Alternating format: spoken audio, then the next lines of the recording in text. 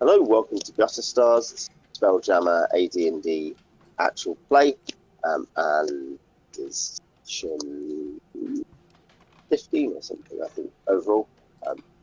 And our heroes, if such they are about to go on a fishing trip. But Alex is very amused that they're not called fish, they're called pish. Yeah. Well, it's not that it's called pish. It's just the way that you said you're going to go pish. Like, yeah, you know, my slight familiarity with Scottish slang. You know. Yeah, we're gonna go out into space and pish. What? Yeah, just off the side of the boat. Yeah. Yeah. So yes, you went into a catacomb and you found some treasure and you killed some monsters and you lost some constitution to poison gas, and ran away without taking very much with you. You got some sort of magical dagger and a medallion and some platinum.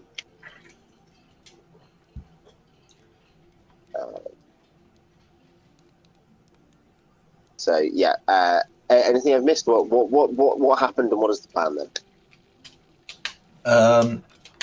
Yeah, so we had an incredible Pink Panther heist. It went fairly well until we got inside the catacomb. We left the catacomb after basically exhausting it. I think we were pretty hurt, but basically done with the place. Figured we needed to follow a treasure map if we wanted to do any more.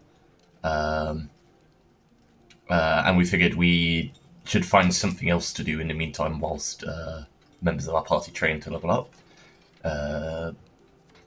So looking at the jobs we have, that was basically just pishing. However, the Rock of Brawl is not the only place that exists. So we figured we'll catch some pish, take them somewhere else, sell them, and then hopefully find some more work there. I think we were. Where was it we were looking at? Was it You had a couple of leads. You had Diamond Hammer's Stake, which is very. I'll go to the star system map. So also in the Violet Belt, both locations you're thinking about are there. There's the Diamond Hammer's Stake. Oh no, one is actually in the Red Belt. Diamond Hammer's Stake is near the Rock of Brawl, which is where you're thinking about selling pish. God's Marbles, which are marked on the map, they are, as it were, southwest. Yeah, exactly there. That's where the pish are, and you'd also heard about the fact they're always hiring for guards, and there's always the opportunity to go gold panning and lumberjacking at Shipwrecker, which is in the red. They've got a red band, so a different ring. You did pick up. You ended up with like 3 things, as it were, three dots on your map.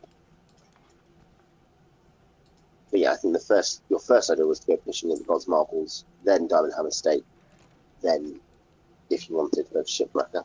Where's Diamond Hammer? I don't see it. It's very close to the Rock of Brawl. It is. Oh, so it'll be not on the map. It's 5 million. It's 5 million miles, so it's right. an hour basically. Yeah. Because it's actually technically less depending on how long you actually travel per day. But if you travel roughly 20 hours a day, 2 watches, then it's an hour away. This is because the essentially AU, you can travel on AU per day. Spelljamming, unless you're getting caught up in other planetary bodies. Great. We can just, I guess, set it off from there. Andrew is playing Doc Jones, the Zix-Chill barber surgeon, who was Doc unconscious last time? Conscious, but badly injured last time. So not knocked out. I fainted. Yeah, you didn't go down to 0. You were still at 1 or whatever, so you don't have to recover. Is that right? No, I'm recovering. I was knocked down to 0 exactly. I think. Great. Oh yeah, that was part of the plan. I think was what can we do whilst the doc recovers, and we figured like, if he just sits still and occasionally eats herbs.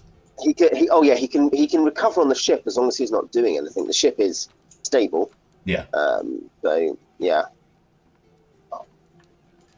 And I guess if we do end up in ship-to-ship combat, we have the I always forget what it's called, the private hook. The private hook. Whatever it's called, when you're shooting from your hospital bed.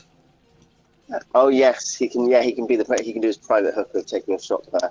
This was relevant in our Daggerford game, the Siege of Crail Freehold, where all the injured PCs were in the hospital room in the tower, firing their bows once around and then coughing up blood.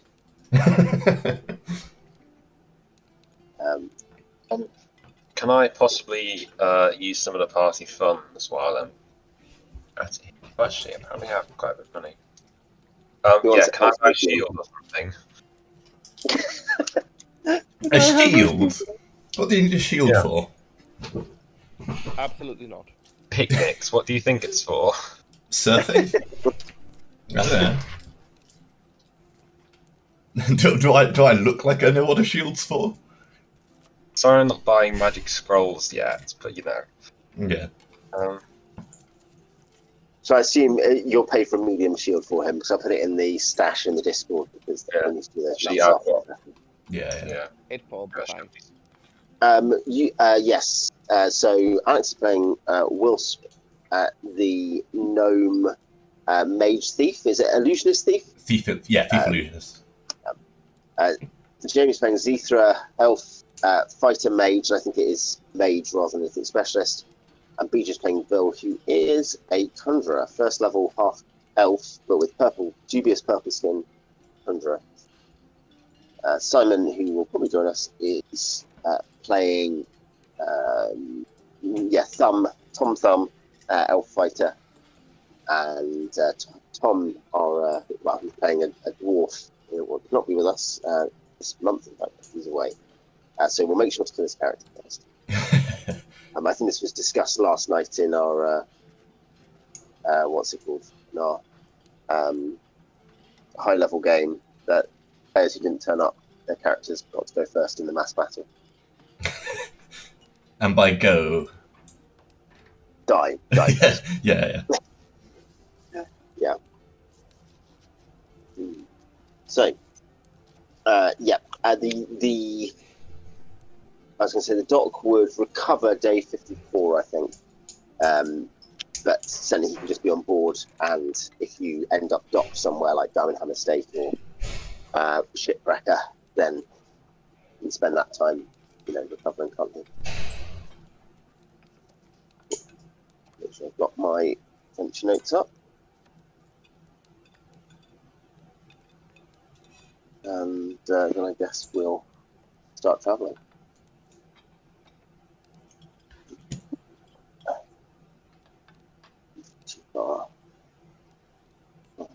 Music.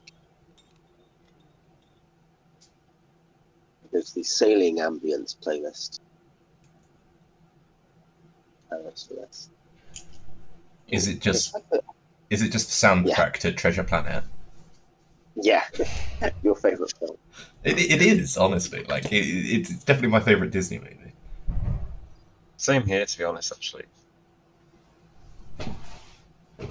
Good. I'm glad we're able to make a list of people not safe to be around by society.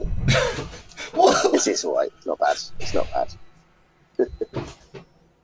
I have basically no memory of this movie. It's Treasure Island, but in space. I've seen it. I know what it is. I just have no memory of it other than. It's just like the Muppet Treasure Island's inferior little brother. No, it's a different vibe. Like, it's not a comedy movie. It has comedic elements because it's aimed at children, but it's still at its core. It had a very long section on the moral kind of quandaries around pirating, if pirating is against evil powers. It's very complex and So yeah, you will have one encounter check to make Oz. Even though it's only a short journey, it's still technically journeying through wild space. Do you need to buy two things? Do you need to buy anything else? Assuming you've got a medium ship. And do you want to assign any items from the stash? I'm mostly thinking about things like I guess the ballista and the bolts are going to stay on the star sail, aren't they? Your artifact Spelljammer that doesn't need a helm is locked to the pilot Jackson or his family. So the star wheel pistol, I guess the Major has. I'm assuming. Star wheel. But other than that. Yep. Oh, indeed, yeah. You don't have any ammo for it because that was part of your Viking burial of the people fighting versus the Yagol, who died fighting the Yagol a few sessions ago. You do have on your magical list. You have Show Tanto, Red Potion, Swirling Red and White Potion, Glass Canister of Weird Smoke, Engraved and Jeweled Axe, Gold Pendant, Talk +1, 3 times +1 arrows, and a yellow white powder. Does anyone else use daggers? I guess that's an easy place to start. No? Okay, I will take Potamto then. Yeah, I mean, technically I can use a dagger, but I don't think... If I'm using it, if it's fallen to me to use a dagger, then something's gone wrong. Yeah. I could stitch it onto one of my arms, but it doesn't really benefit me above my stabby slices I already have. Yeah, I was going to say, you have kind of bone growth, don't you? Exochitin growth, exoskeletal growth. I'm just thinking whether it'd be worth buying some armor. Is this when we discover do you not have armor? Doesn't have a shield or armor? But yeah, he would ask for dagger because he doesn't have any weapons, but he also, doesn't use daggers. What did you spend your starting money on? You have no shield, no armor. Are you carrying weapons?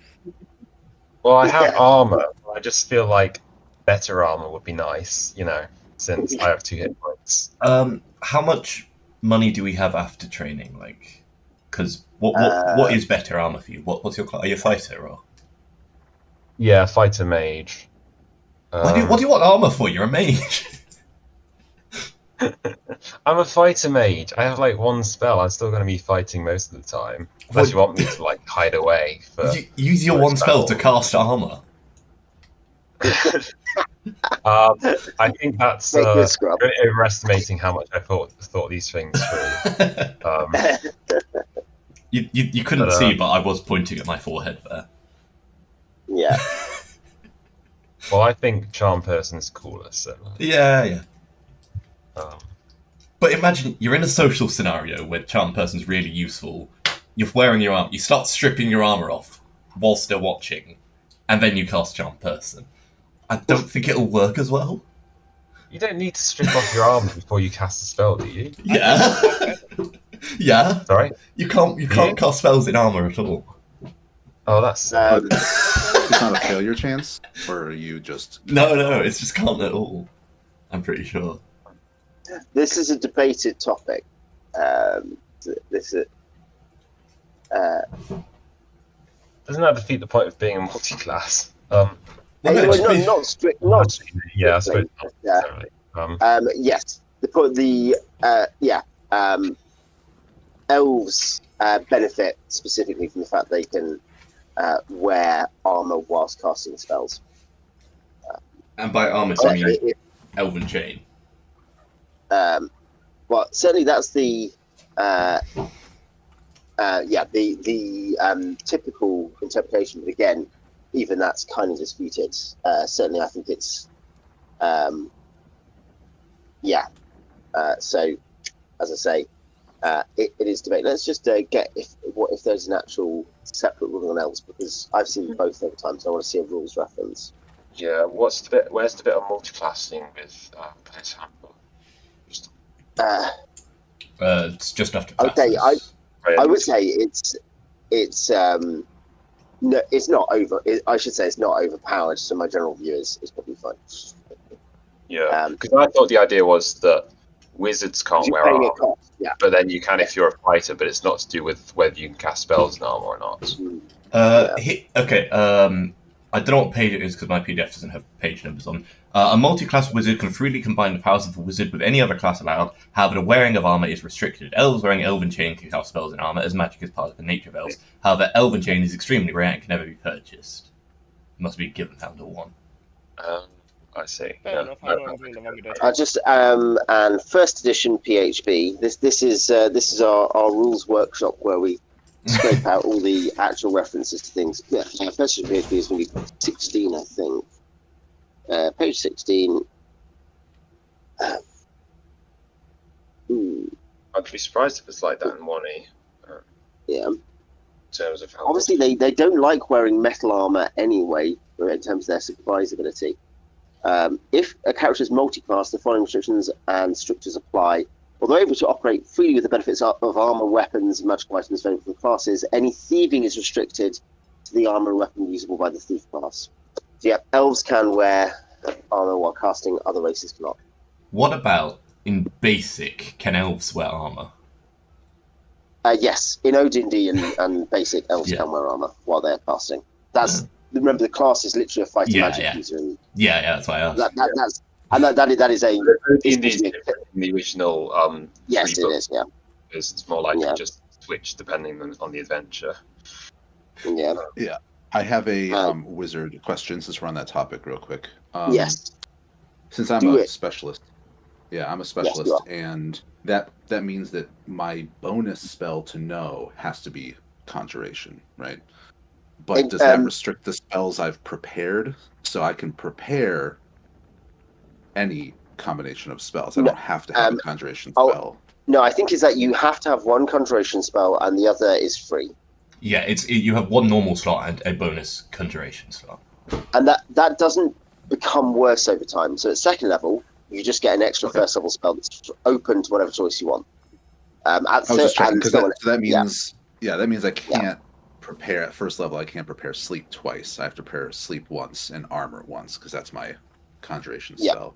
But what that means, what I'm going to say is I already cast armor on myself previously, and I didn't use it up, and so the duration is just until it's gone. So I still have the benefits of armor. Can you cast armor? Can you not cast armor on someone else as well? Yes, that's what I was going to say. Is I have an extra preparation of armor. Yeah. If someone else wants to use it, we just have to buy another material component for it. Because I also have armor and bought a few bits of it. I guess by the way, green gnomes and casting, to say the same point, if you are fighter illusionist, fighter thief, or illusionist thief, you're restricted to the wearing of leather armor regardless of which class combo, unless only fighting is performed by the character. Obviously, the obvious reading of that is it means that if you want to cast or use thief skills, you have to be in leather armor and nothing heavier. Yeah. Wilsp is wearing his overalls. Yeah. I only didn't buy all the extra components because I had spent all my money on the dog, so it wasn't out of party treasure. So I was I'm going to go crazy and buy a bunch of components with other people's money. I just bought components for sleep because that is useful for definitely. Yeah. I mean, it might be worth. I could if you've got. I'm wondering if it's worth me. I don't do two. I was going to say, if I don't prepare armor and instead prepare 2 copies of, I don't know, Phantasmal Force or something, and then maybe make use of your armor, because it does last. I think that is useful because I have to have armor in one of my slots anyway. So and it does just last forever, or until you take so much damage. So I'll do that for the next day we go adventuring. Okay. Yeah. So then I'll use my armor on you, and you can take off one of your armor components. Yep. And I will also lend you one of my okay, I'll lend you 2 of my blessed bits of leather. To be fair, I think slowly taking my armor off before casting Charm Person might actually help. So never mind. Yeah, sexy help. Any other item assignations from the staff? Right, there was the jeweled axe. Did anybody use axes? can anybody use axes? What's the weapon similarity on axes? I guess Tom's guy might be able to use an axe. It's possible. I don't remember. I'll find the list. What type of axe was it? Battle axe. Sounds like that's going to end up going in the sell pile. It's a nicely jeweled axe. Yeah, probably. Because similarity is only hand axes, so probably not. Was +1 arrows? Anybody use a bow? Anyone want to not get in combat? I mean, that should be everyone, but +1 arrows. No one would get in combat. I don't think I can. I don't think I can use a bow. I can use a crossbow. Not allowed to use bows. Yeah. I could take them. I have a bow. I guess yes. Someone might as well take them, so we have a magic item. How have you guys not got bows? I've got one. I can't use it. Oh, You literally can't use them. you take the arrows then if you've got a bow. Because I got the dagger. Is that 3 + 1, is it? 3 + 1 arrows. 3 ? Times +1 arrows.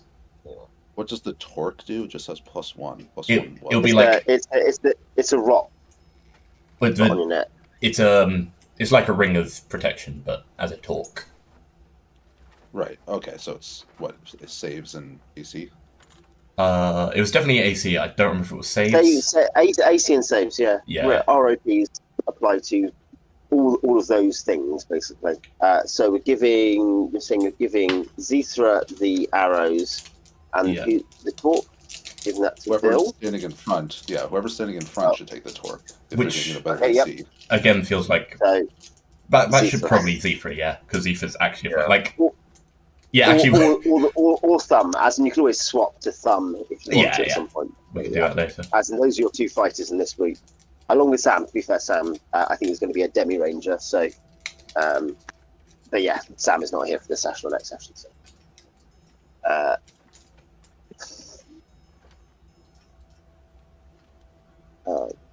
where's the...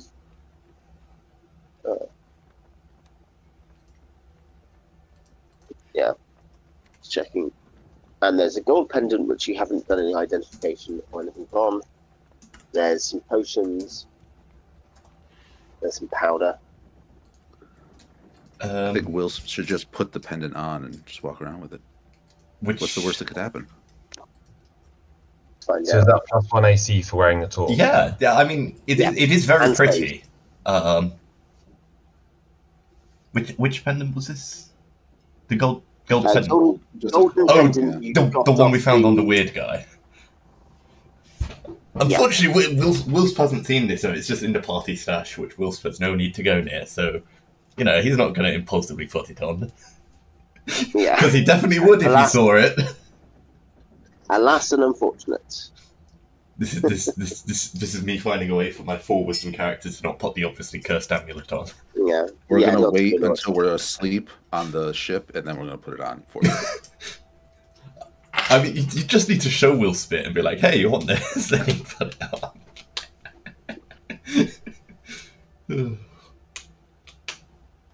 What did you say? 4 wisdom? 4 wisdom.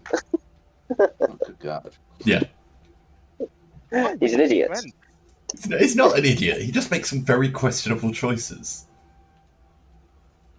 Yeah. In romance, in adventuring. He's like what's the guy on YouTube who keeps blowing himself up with electrics? Electro Boom? Whatever it's called.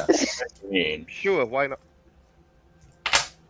He does stuff with electricity and he keeps shocking himself. Yeah, Electro Boom. Yeah, the eyebrow guy. You've added this to my the realm of my knowledge. You've never heard of this? No. You've surely seen this guy before. Yeah, that's fun. Any more before we move on? I'm just thinking whether it's worth getting some plate mail or at least splint mail. How much money do we have again? Are we loaded, or is it just? You're probably not loaded, no.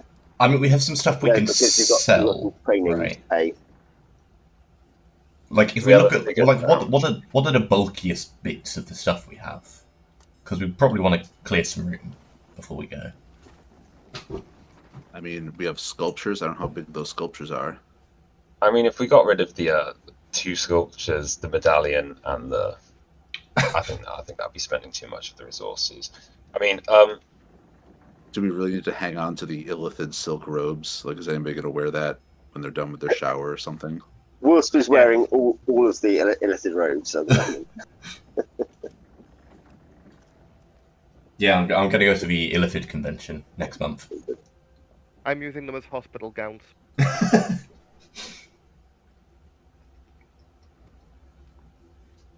Nobody's gonna go to you for their doctor's visit. That's never happening. We have 4 wisdom characters. I'm pretty sure I can catch some suckers. you basically need a bit over 2,000 for the training costs. So then it kind of depends what you have left. It won't be enormous amounts necessarily. Certainly sell as much as you want of the stuff you've tracked as non-magical. You have 772 in actual coinage.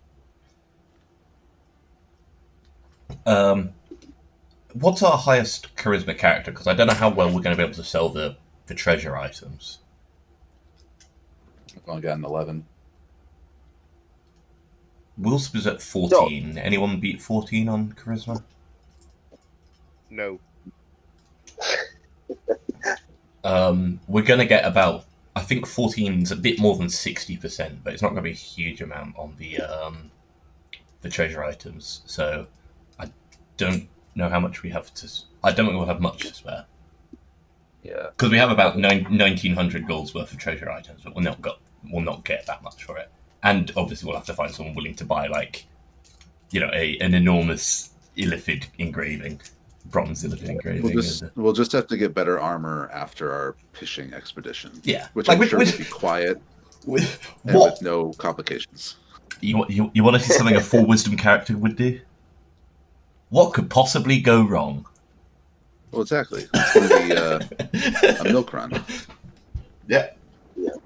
Everything will be fine. So could I spend 80 gold pieces of the party's resources on some split mail and then sell off my chain mail for however much I can get for it? Probably say 50%. Yeah, so it's 50%. That's 37.5 gold pieces I get for it.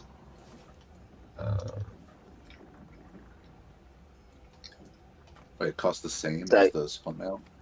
And then split mail is 80 gold pieces overall, so that's 42.5. Yeah, so could I spend 42.5 of the party funds to split mail?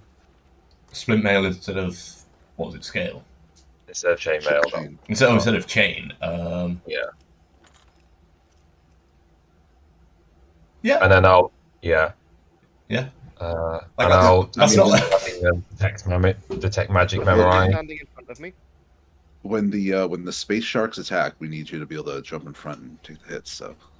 Well, he's just, all this stuff is improving him up to like AC2, so I think that's the idea. I think. So it might actually be quite higher now. So it's going to be AC0, I think, because it's plus the shield. Time to employ the rust monsters. 8 rust monsters are on your ship. What is the ship made of? These are space rust monsters. It's made of wood. I just straighten out my bolt and then just eat it so that they can't have it. Yeah. Just to clarify, detect magic doesn't require a component, does it? I think maybe, is it a glass thing? Doesn't require it. It's nothing expendable, as it is not expended, I think. I feel like it does require a component. No, it's verbal somatic. Oh, no, it's not. No, I think, there's something else which requires a... I think I'll try and stick to spells that are like the kind that we'll do outside of combat mostly. Yeah, that makes sense. And then I'll be the one wearing more of the armor and being sort of at the front. Yeah. Remember, that's actually the biggest offset to the fact like, oh, well, I can wear armor and cast, is that your spells are more likely to be interrupted. Because even with AC0, you're going to get hit. So if you're if you're casting in combat, then you're more likely to be hit than the guy hiding behind you. Oh, you're in combat. That's my point. Yeah. Okay. So you are not on the inner track. You're on the same ring as a planet. You're going to be in the same space as a planet, because the Rock Brawl is, and the Diamond Hammer space are. It is patrol space, that's +3, and it is the same ring as an asteroid belt, so +4. You've got a 5 in 20 chance of an encounter, starting with Andrew for a roll a d20. Is the diamond used for this? The space encounters. Yep. Cool. So yeah, you'll stay in the same space pretty much at the Rock of Brawl. You're probably actually maybe in the next space. You can touch the full stuff, but pretty much the same space. Oh yeah, no. In fact, we're going to the God's Marbles. That's it first. Ish. So there's the God's Marbles. It is there. Yeah, it was a 4 in 20 chance then, because it wasn't in the same space as a planet. So yeah, you fly just next door, pretty much, and head towards the God's Marbles. So the God's Marbles are a irregular Earth cluster, would be the technical name. Large asteroid field, very rich in animal life. Basically every known wild space animal species is here somewhere. There's over 100 asteroids. People would say they've seen, apart from Pish, scavers, delphinids, asteroid spiders, Zard, rock hoppers who live on the asteroids sometimes. Even occasionally Kindori space whales are seen here. And there's a lot of plant life. There's infinity vine sometimes joining asteroids, sometimes just on asteroids. There is a dwarven settlement here that you will know of. The Deep Delve clan has its holdings here. Yeah, there is rumour, you will hear as you leave, that recently, a few weeks ago, or like maybe a month ago, a huge box-shaped vessel appeared in the God's Marbles, and then no one's seen it since. But that, yeah, there are other rumours flying around, but hard to pin down. But yeah, you're here for the fish, obviously. I think I just realised, did we buy any fishing equipment? I think you do not. I think Jackson has a net. He has like a big net. Okay, that'll do. Is how you trawl. As in, this. Remember, he was like, this was his idea. He was like, oh, okay, he's prepared for it. Yeah, we can blame him if it all goes wrong. Yeah, obviously you can go and get other stuff, obviously. But yeah.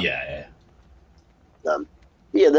There's 5. Basically, what you have got. The rumor you had, or that Jackson had, was there were 5 accessible smaller schools of Pish in the God's Marbles, basically being ignored because they are smaller and they are closer to kind of complicated asteroid formations, which is fine for the star sail, but for something 3 or 4 times the size of the star sail, becomes a bit more sticky. So yeah, the basic principle is that the going price at Diamond Hammer Stake is 1.5 gold per pound of Pish, and it takes you a minute to gather a pound. So you need to have a couple of people doing that. You need to have people sailing, obviously. But yes, depends how you want to do this. Jackson can certainly, you can hunt some out. You can spend a bit of time just going and hunting out to the nearest school, and then you can pick how you're going to deploy your guys, how you're going to set up fish. Fishing simulator. Yeah.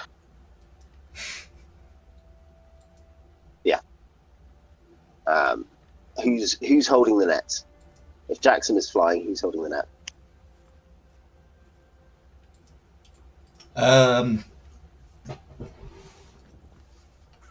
Well, I guess there'll be one person holding the net and basically everyone else on watch, right? Making sure we don't get attacked by sharks. So the question is, who'd rather hold the net and who'd rather look out for sharks?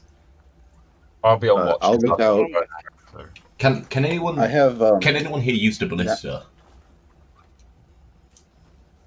I feel like Thumb can. Some can, albeit some is not here, but some can. So I guess we can assume Simon is here if you need to fire the ballista, and if his character dies, well, he dies. I guess Wilsp would navigation wild space help in this process of like hunting through the asteroids? Yeah. No, certainly. Jackson will take the help. I guess it's less kind of high level navigation and more. You're just spotting and saying, it looks like there's the shadow or reflection of something over there, that sort of thing. Yeah, no, that's fine. You can certainly help him. Does anyone want to take 3 torches off me so that I'm just within a certain bracket of encumbrance? We could just leave them in hold. We got a ship. Yeah, we're on the boat. Just put them down. Yeah. The dock can carry them. He's not moving. He's not doing anything. Just so that my movement isn't 3.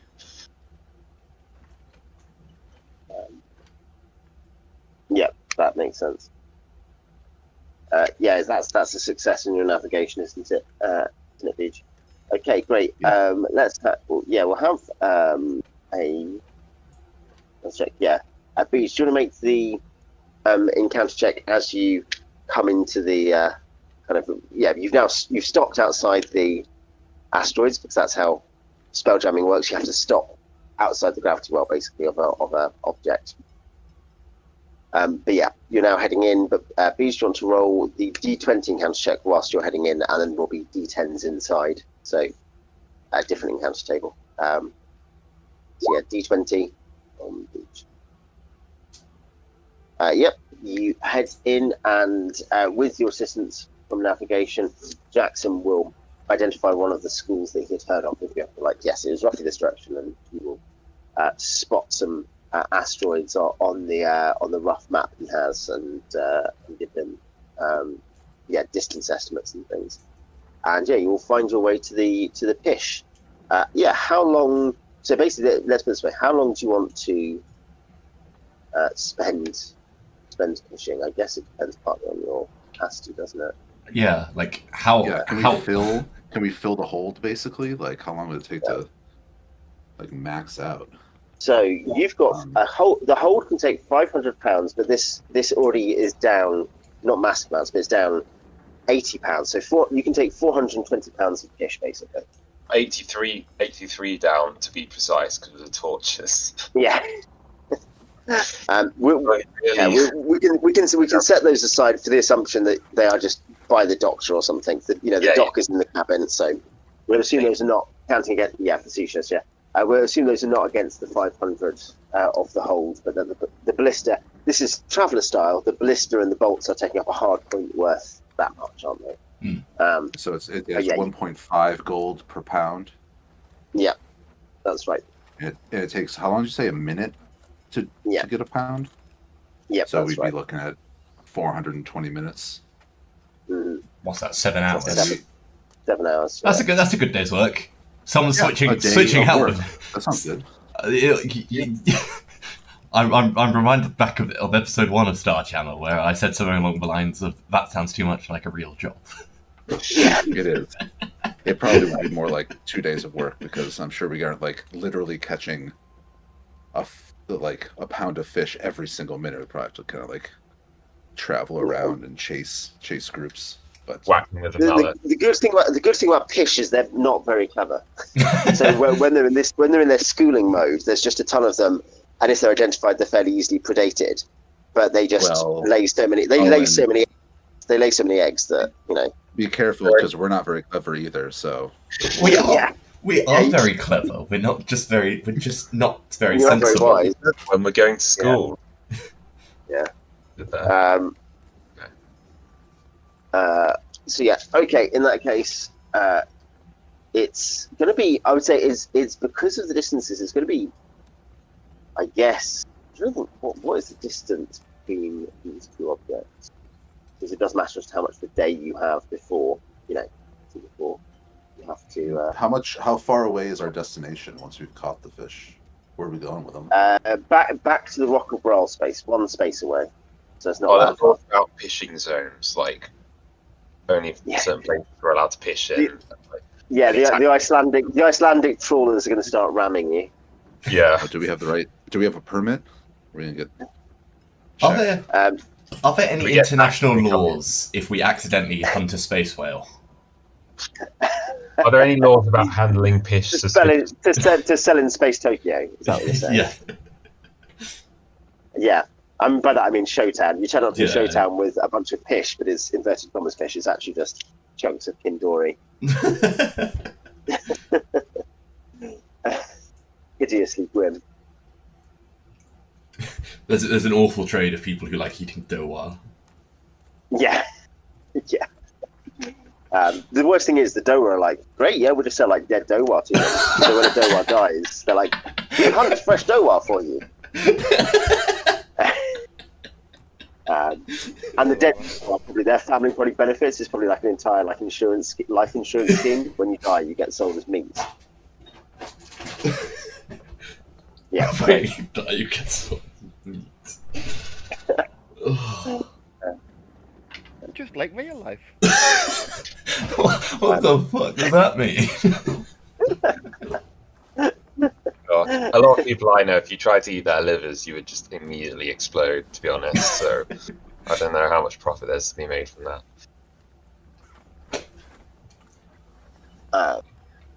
Yeah, let's see. I think because it's on the same one, it's going to be, yes, a day. Is Iron Piece is 20 out. How many spaces is Iron Piece in the grey?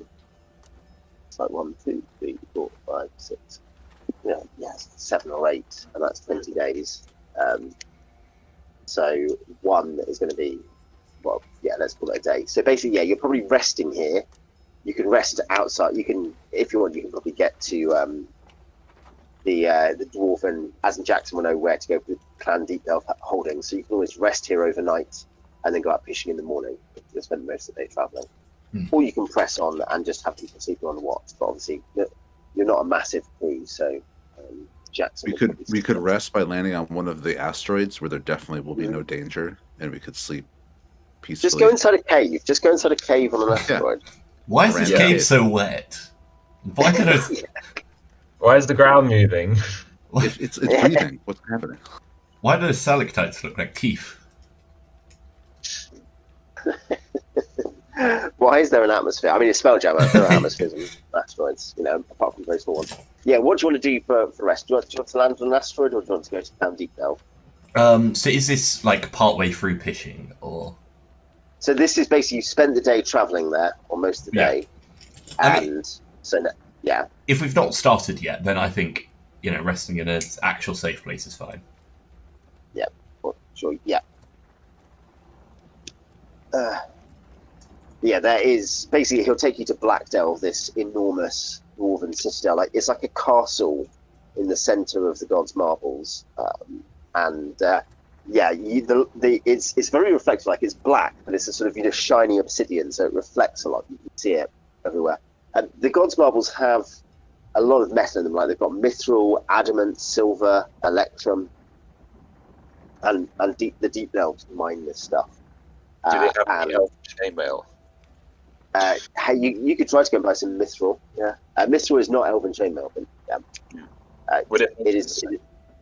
Mithril is superior. It's kind of fine +1. Okay, yeah.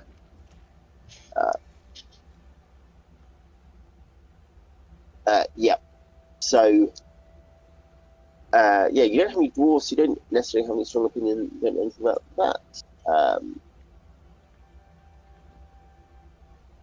I have a dog, so it makes a good first impression with everyone. Yeah. Dwarves love dogs. So yeah, in that case, yeah. Dr. Jones is like, I'm good at first impressions. He says, coughing up a lung whilst threatening to cut someone's arm off and replace it with a different arm. You can offer your services as like a traveling clinical doctor. Yeah. A doctor in need of a doctor. Yeah. Certainly the barber part isn't something that dwarves will need much of. They'll go in for a trim and they'll leave with like bits missing. Just harvesting.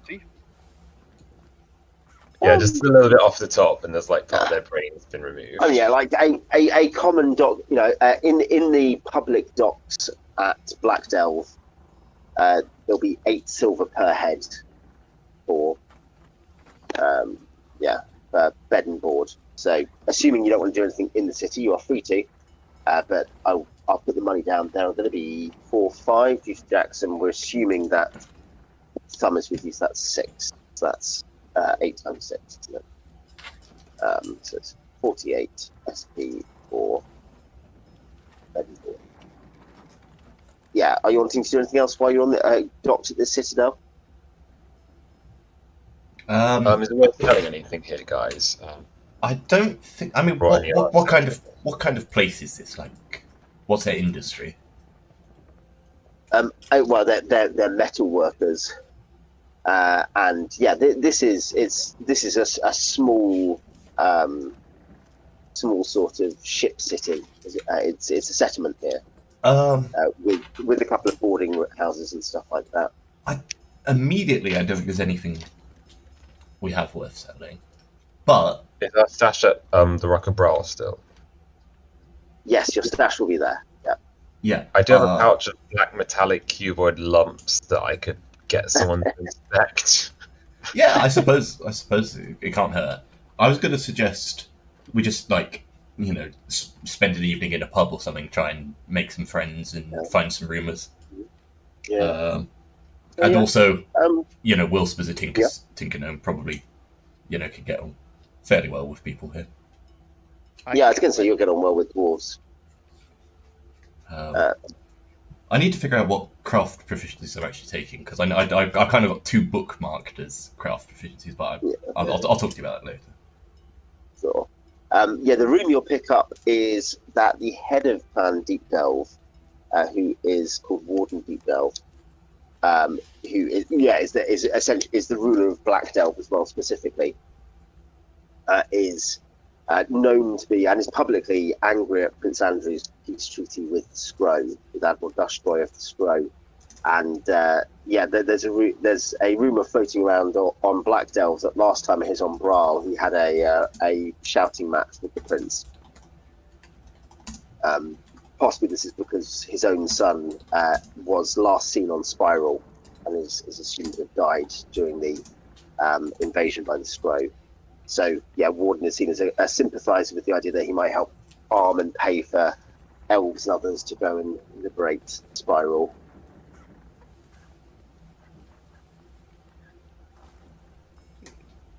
I see. There's some kind of joke to be made here about, a dwarf willingly fighting with elves, fighting for an elven world.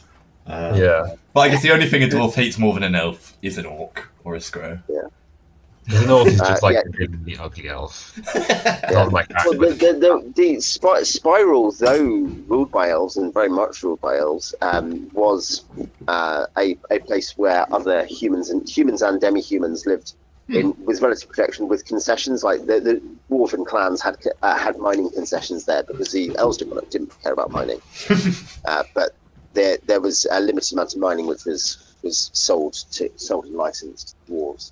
So it was, I think, it is something where Brawl has taken a very pragmatic view of it, and the Imperial Elven Navy has incredibly reluctantly gone along with that by not using Brawl as a floating air carrier, space air carrier to go and attack Spiral. But certainly, the feelings run hot in a lot of places. People who don't like elves are quite happy to see the elves humiliated, but others, like the leader of Plan Deep Delve, see the Scrow as completely unacceptable neighbours and are only not attacking because they don't have the strength on their own right now. But so is the Spiral taken over by the Scrow then now? Yep, that's right. Yeah, Spiral was taken over by the Scrow. Okay, so it's a little bit like the Osgiliath of our story then. Yes, indeed. Yeah.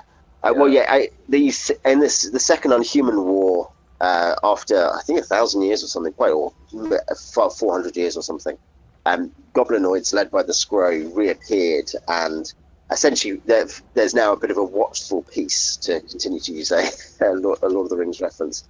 there's ceasefires. The Scrow are considered, people don't doubt they're relatively lawful in terms of they obey treaties and things like that on the whole. They disappeared after the first Unhuman War. Their view is they never signed a Surrender Act treaty. They're back, they want their stuff back, and they want revenge against the elves who defeated them. And that's obviously out of living memory. It'll be out of Xeethra's living memory, presumably, because regardless of your age, you won't be like 400. It'll be out of Vil's living memory. Yes, it's something which is, it's a watchful piece, as I say, and it's not the Spiral space or Brawl space is the only place that this is attention, but it is obviously particularly tense here because of the fact that Scrow just live a lot in the same system as a large gnome world on Iron Piece, like a Tinker Gnome world, which is probably where Wilsp is from. Yeah. Though obviously there's Tinkers on Brawl as well, and also where there's a large Imperial Elven Navy base at the Rock. So it's very much a kind of a front line. It's the Berlin Wall sort of thing.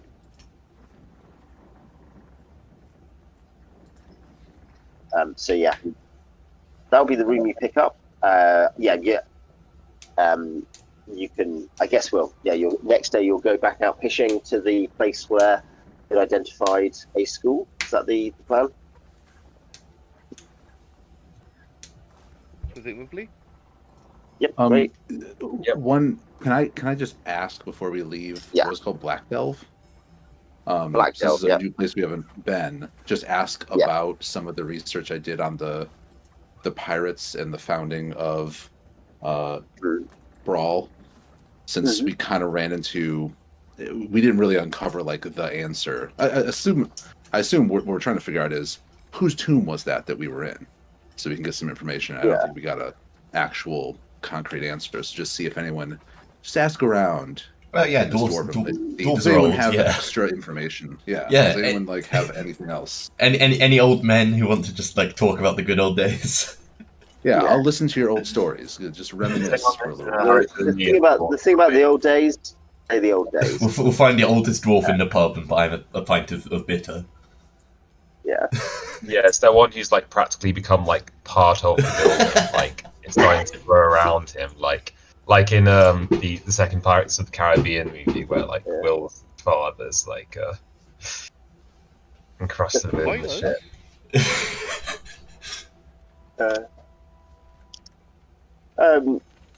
In terms of obviously, I guess there's the prehistory of the Rock, and probably no one will particularly know about that. The fact there seem to have been many.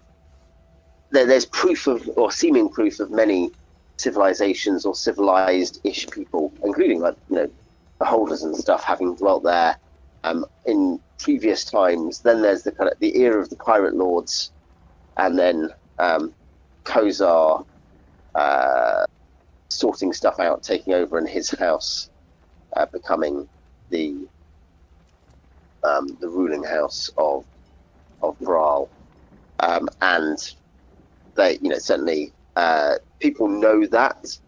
In terms of what came before, if you'd say, do you know any other particular pirate lord names or anything? Probably people can throw a few around, but I don't think anyone particularly knows. There won't be anyone who's yes, this was the most famous person. There'll be some old dwarves who'll say, wasn't there Pegleg Pete? Was it Pegleg Poke? Pokeleg Pete? No one would say there's any particularly famous ones they can think of.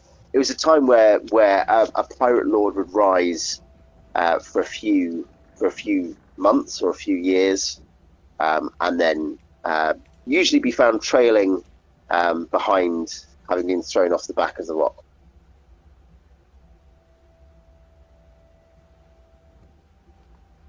Yeah, I guess I'll just take note of any, if someone supposedly had a peg leg, I'll just take note of it. Maybe when we go back to the tomb, I'll just look at the depictions again, see if anything.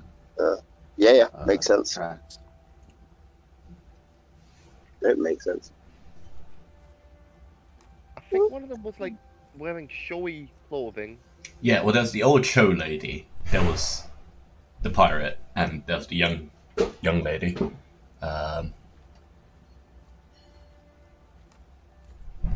that SHO?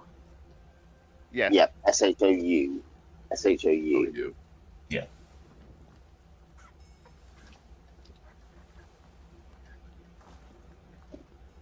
Yeah, which is the term used on Brawl for anyone from the eastern continent and islands on Toril.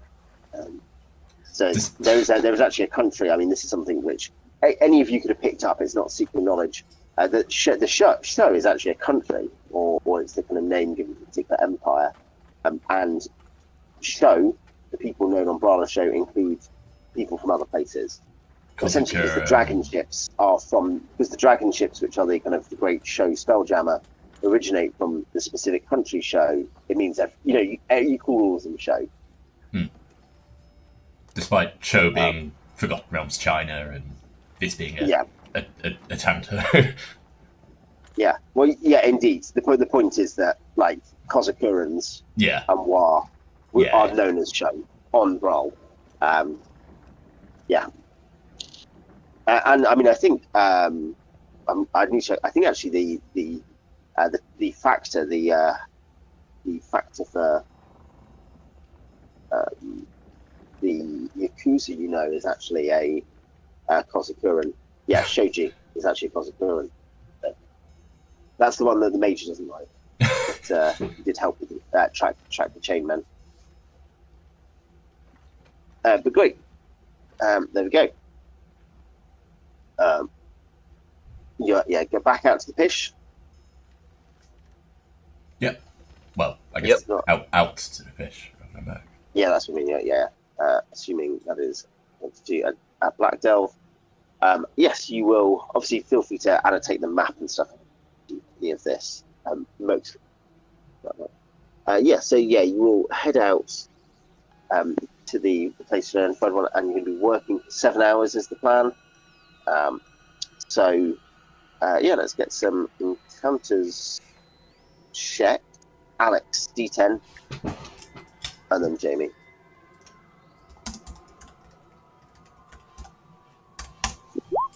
Two. Mm-hmm. Yeah, Jamie, D10. Oh, that's an 8. Yeah. Why is this music so sinister? So I'm going to kill you, Alex. What? It feels like it's Halloween special. Yeah. So yes, that is, I guess, your hold filled. Oh, and yeah, you'll obviously be traveling, very slightly slower for it. Where to next? Camp out on a asteroid. Go back to Black Delve. Sail through the night, as it were, through the to get to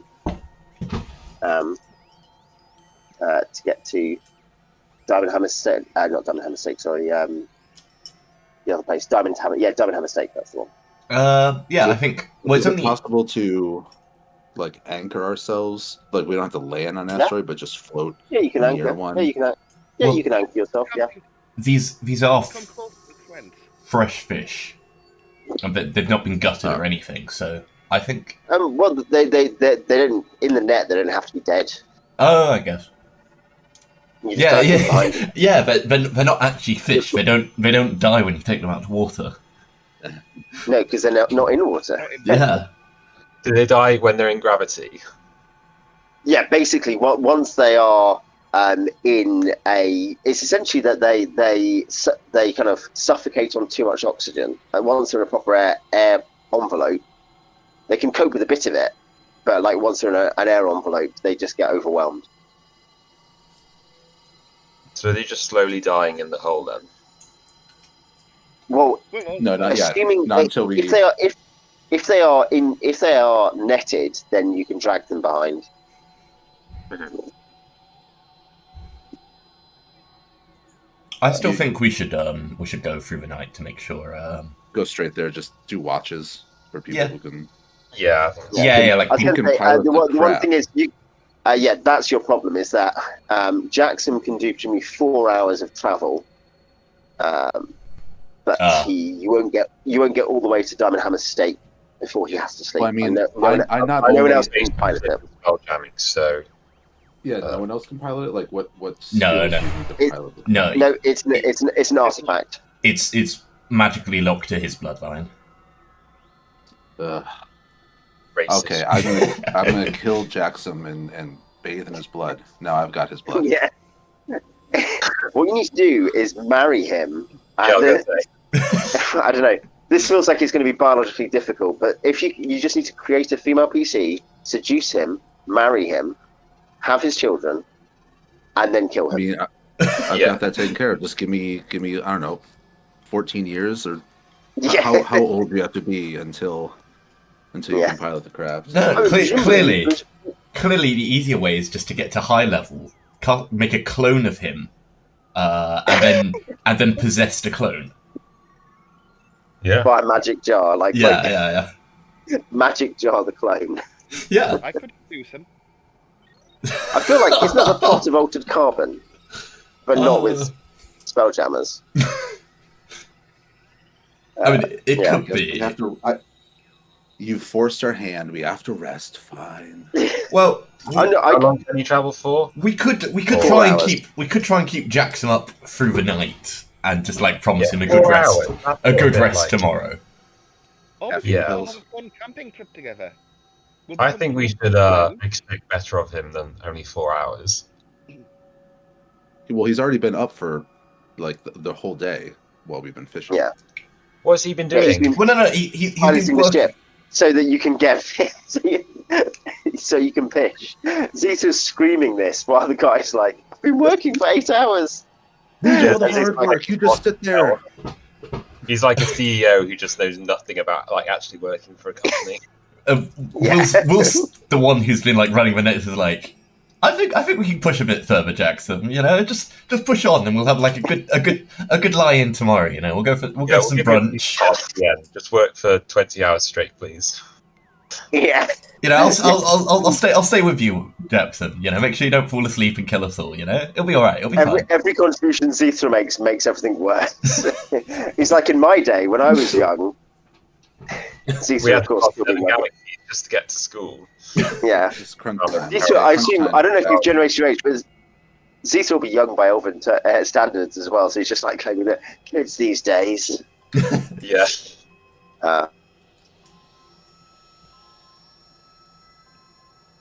Okay, shall we just go back to that dwarven settlement and then just watch the ship and just sleep on the ship? Well, is it possible for Wilsp to persuade Jackson to try and stay up all night and push it through? You know, with those kind of arguments, or is he adamant that he'd need to rest?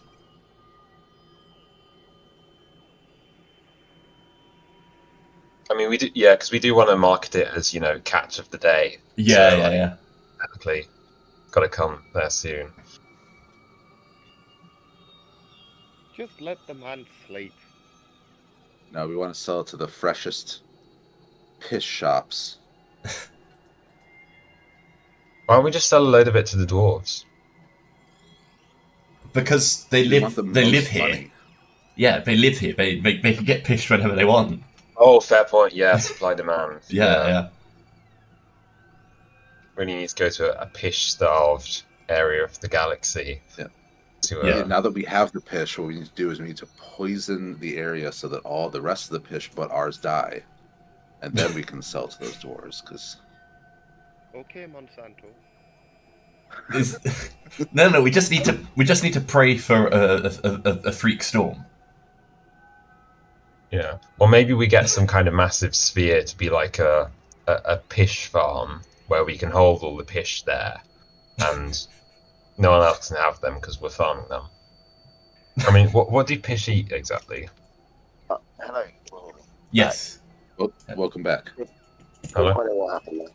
I think my Discord on my phone decided to crash, basically. Oh, that's right. What was the last thing you heard me say?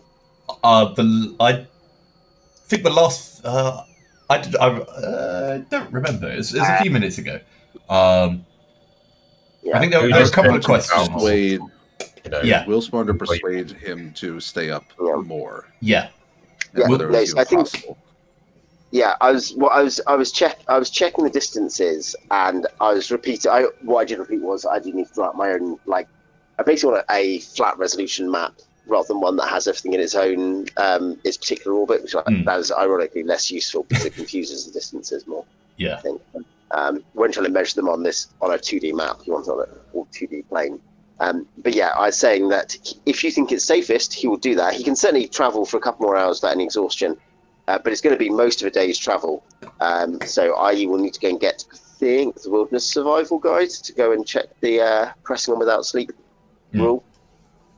I will double check, unless that's a PHB rule I can drag out. I think that's. If we're in person, it'd be fun to like make your own 3D space map. If you got like sticks like coming up out of the board or whatever, have planets attached to them, and then you can measure the distance from each other. Oh no, legitimately cool. I think one thing is Braille space. Thankfully, it's good for you. Is relatively small. Like it's 20 days from Iron Piece Prime, like the primary, and then it will therefore, by definition, be 20 days from Iron Piece to the edge, because that's how crystal spheres work. They are twice the size of they are twice the size of the outer orbit. So it's quite small comparatively. Of course, I think we concluded you've got 14 days of air we worked on. Was it 2 weeks we worked out you could have with your crew? Something like that, based on the tonnage.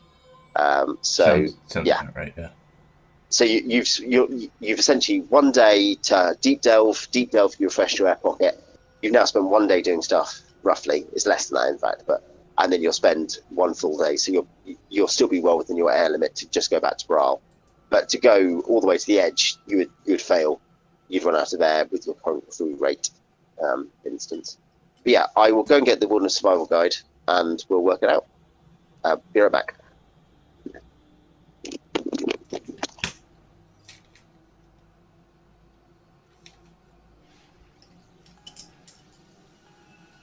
So is the air only accessible via like kind of a cloud that's sort of around the Spelljammer itself then? Yeah, so basically everything will have an air pocket, like it's a bubble. Yeah. I see. So zero gravity combat may not be as useful as it seems then. I mean, well, no, because there'll still be things with zero gravity. I mean, that'd be like the area between ships, I guess, is where zero gravity. Mm-hmm. Any large object has an air bubble that's dependent on its size, and it has a plane of gravity also dependent on its size. Yeah. But like, there won't be, a ship won't have a massive gravity field. Mm-hmm. And it doesn't work like real gravity, where it's like gradual. I think you're either like in the gravity or you're not in the gravity. Mm-hmm. It just like cuts off at a certain point, a certain distance away from the object. Realistically, you'd probably be holding your breath if you're in the zero gravity. I assume it'd be outside of the air pocket too. Yeah. If you're outside of the gravity. Mm-hmm. Well, yes and no. If you came from a ship, you actually bring your own air pocket with you, but it doesn't last very long, obviously, because you're even smaller. Oh, okay. So you might have a little bit of time with your own little air pocket, but it's going to run out quick. Is there a set rule for how long it lasts for? Yeah, I don't remember, but I think the Spelljammer setting guide has information about air pockets. And you can normally hold your breath for quite a while anyway. Like it's a couple of it's minutes based on your constitution score. An unrealistic amount for a normal person. Yeah. Okay, or even an abnormal person, even like a record holder, I think. I suppose that's one thing where the difference in time for a combat round actually has a much larger implication when you sort of try and fit it with some rule for how long you hold your breath for. But yeah, I suppose we could catapult people at other ships or something, and they could like meet halfway in between and have some kind of epic fight. Yeah, just don't miss. Gonna ride on a fucking rocket like Doctor Strange. We can tie someone to a ballista bolt and fire them at a ship. Yeah. Well, yes, that sounds really safe. Given it's not the flight on the ballista bolt that'll do you in. It's the sudden stop at the other end, or potentially the lack of sudden stop if you miss. Yeah, okay. It's just I'm back again. If I jump off the Spelljammer ship, do I like fall onto the side of the hull? No, so the plane, there's like a plane that is like the dominant plane of a ship, and if you're above it, you're right side up. If you're below it, you're upside down. But it's like, it doesn't treat it like a full 3D object. Now, fully round objects, I think probably would just treat it as round, because at that point,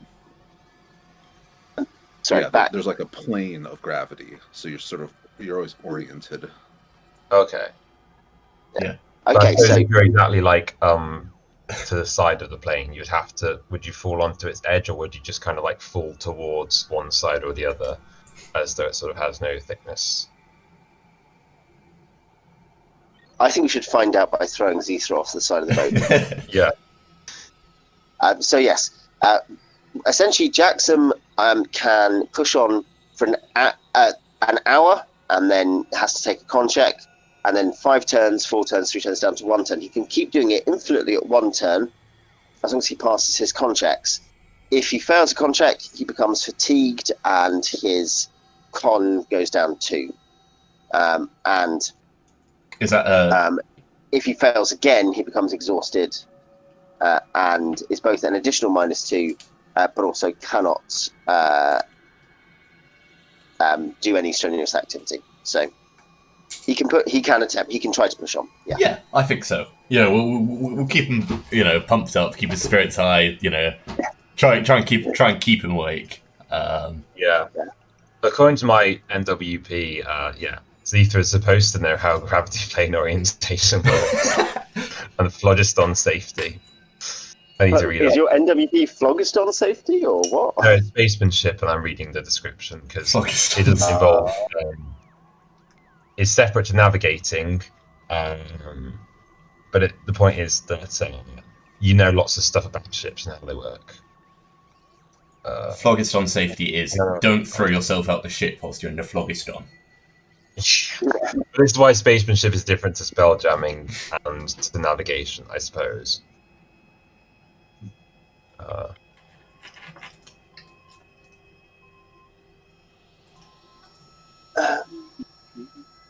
What is the SR of a ship? I think I've put this up before. I do have it here, so I'll tell you. The rating is 1. It weighs. No, what does it mean? Sorry. Ship's rating, the SR is. That is it's a multiple speed and things like that. Okay. It's like speed yeah. So this. I think. Yeah. It's not MC. The MC is B, which means it's quite manoeuvrable. It's more manoeuvrable than a giant eagle. You have all fought a giant eagle before. It is less manoeuvrable than a sprite. It can land on water. I need to double check its AR, but its AR is wood. So, and its cargo, it's 30 feet long, 8 feet wide. So it's beam, and its cargo capacity is 500. Hull point's 1. Okay. Yeah, so I think the idea is that any spellcaster, I suppose on most ships, not this one, can operate the ship, but it's just if you have the proficiency, you can do a check to improve the SR of it. Yeah. Oh, this isn't a spelljammer, right? It doesn't operate. Helm. No, it's technically not a spelljammer. No. We can't like travel between spheres. It's called a solar sail, right, or something like that. Star sail. It's the star sail. Yeah. Oh. So, but yeah, it can't operate in the phlogiston. It can only operate in wild space. This is awful. I'm quitting. The campaign's been completely falsely advertised to me. I thought it was Spelljammer, where we could jam spells. Not Star Sailor. Spelljamming time. Yeah. Yeah. It's Morbin time. It's Yagoling time. I thought we were here to make jam. Great. So, Jackson has a con of 17, so he will Yes. Start rolling. It'll be after an hour to start with. We'll try and stay up with him for moral support. Yeah. You don't actually have to. You have like another. What is it? 8 hours. Oh no, sorry. You have 6 hours. You can just hang out with him. Wilsp was working Lynette's all day though. Are there any... No, what I mean is you can just lie down. You don't have to do any strenuous activity. No. But I'm still going to be sat there with him, keeping myself conscious. So maybe I don't have to roll yet. Yeah. Okay, so that's about that. Is he's fatigued? His con is now 15. How much further is there at this point? Quite a long way. Well, let's see how far we can get, and we could just anchor in deep space. Yeah. At some point, anyway. What exactly is the point in this? Well, we can deliver the fish nice and fresh. Yeah. Andrew, could you make a D10 encounter check, please, Andrew? Okay. We have to rest at some point. We might as well rest earlier. It's the same distance. I mean, same amount of time. Yeah. He will pass, so that will finish the second hour. Starting the next hour. He's tired of Xeethra's whining and manages to crit fail twice within 3 hours. Despite being one of the toughest members of the group. I told you we should have gone camping. Yeah, I've just sapped his will to live, I suppose. Yeah. Yeah, Xeethra's just like, the thing is, if this were an actual Helm Spelljammer, then we could do this. I read about it in the Elves' first big book of Spelljammers. When I was training into the Royal Navy that I dodged away from, which I then left, yeah.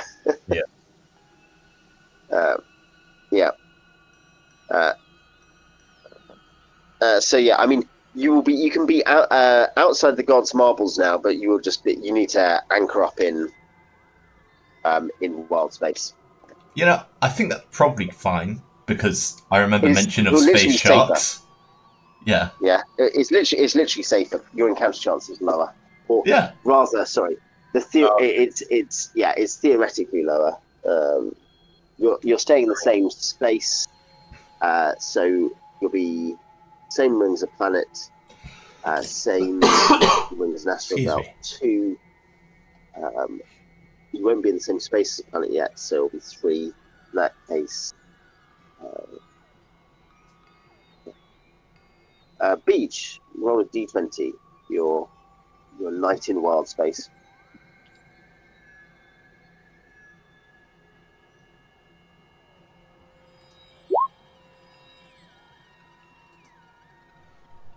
Yep, no, that's fine. Jackson will attempt.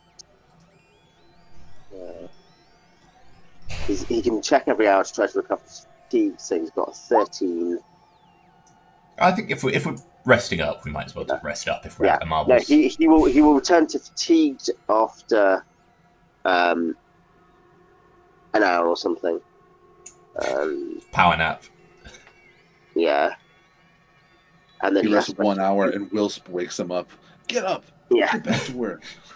And then he will be able, if you rest another couple of hours, basically, if you rest 3 hours, he can via that success, he'll return to just normal. But of course, if you started getting him to jam again, he would have to take checks because he hasn't slept a full night. So yeah, no, I think after once we get out of the marbles and just start resting, might as well rest. Gave it a try. But yeah, no, that's fine. And then the next day, then essentially you'll be travelling, finishing the journey to Diamond's Hammer's Stake. So it is going to be another. Let's stop our Star Trek-y God's Marbly music. Go back to Age of Sail. Alex, do you want to roll a d20 for entering your adjacent space the next day to get to Diamond Hammer Stake? 4. 4? I think that's going to count. 1, same ring as planet. 2, same space as planet. 3, same ring as asteroid. 4, space controlled. 5. So it was a 5 encounter that time. Roll a d100, please. This is a wild space encounter. It can be a wild space, asteroid, or Phlogiston encounter. That was not a D100. That was just 100. Okay. Did you type 100? Yeah. It would have been funny if you then rolled 100. It would have been a Lord of Madness moment, surely. Praise me. Praise be the Lord of Madness. There's the... Okay, so... roll... it's a nested D100, so roll 2D100 for me. Subtable F. Not again. This is I'm subtabling you. So roll a D100. Yeah, 46. And then roll another D100. So, 28. 28. I bet none of these dice rolls actually matter, and you're just messing with me. Yeah. Oh yeah, I've been taking advice from r/D&D. This is the thing, but I'm being overly harsh on r/D&D. It's the thing. No, you're not. No, you're not. No. But for once, this particular point, I'm being overly harsh because this is you just read second edition, and obviously defend and salvage much second edition material. You read many second edition adventures, and they'll just be like, oh yeah, just decide, roll some dice and pretend that there's random encounters, but just make something happen. If the players seem bored, do a random encounter. And if the players seem bored, be better at running the game. Is actually the advice. I think. But it's also valid to say that the only good D&D subreddit is D&D Circle Jerk. Yeah, the only good D&D subreddit is a dead D&D subreddit. Of course, that's what the subreddit would say about itself, hence the name. Yeah.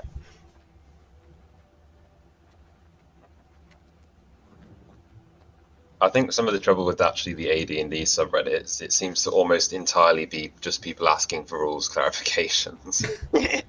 Yeah. People I'd love to play this game. Very exciting. People just like, oh yeah, how does this thing work? This rule from this book I haven't read in 30 years. Maybe just reread it, dude. Yeah. I get it if it's a point of interpretation, then they know what passage they're talking about. I get that. You get that in 5th edition, in the 5th edition subreddit as well, though. You'll get that in every subreddit related to a game. Being like, which dice do you use to roll for initiative? But I mean that in contrast to the OSR subreddit, at least the OSR one's a bit more like people sort of sharing their own stuff they've made, asking for clarifications about a particular rule set. And I guess because I imagine OSR isn't a specific rule set, is it? Yeah, that makes sense. That helps. I mean, sometimes I feel like I stereotype the 5e subreddit as more like just people arguing about stuff, more so than seeking to clarify what a book said. One of my players played a horny bard, and now they've ruined my game. How can I fix this? Yeah. A horny bard player cheated on my wife. That is the thing that people are like, oh, the horny bard said, oh, I tried to seduce everyone in the universe. And I said, hey, if you roll a d20, and then they rolled a 20, and now they've seduced everyone in the universe, including Orcus. including the Lord of Madness. Yeah, indeed. How does breeding my horny bard to the Lord of Madness work? I mean, some of this does come from this idea that you should get to roll a dice for everything, and how vague some of the skills are. Yeah, pretty much having functioning lie detectors and stuff everywhere. Or in person. Wait, I actually have a tactical. Yes. Okay.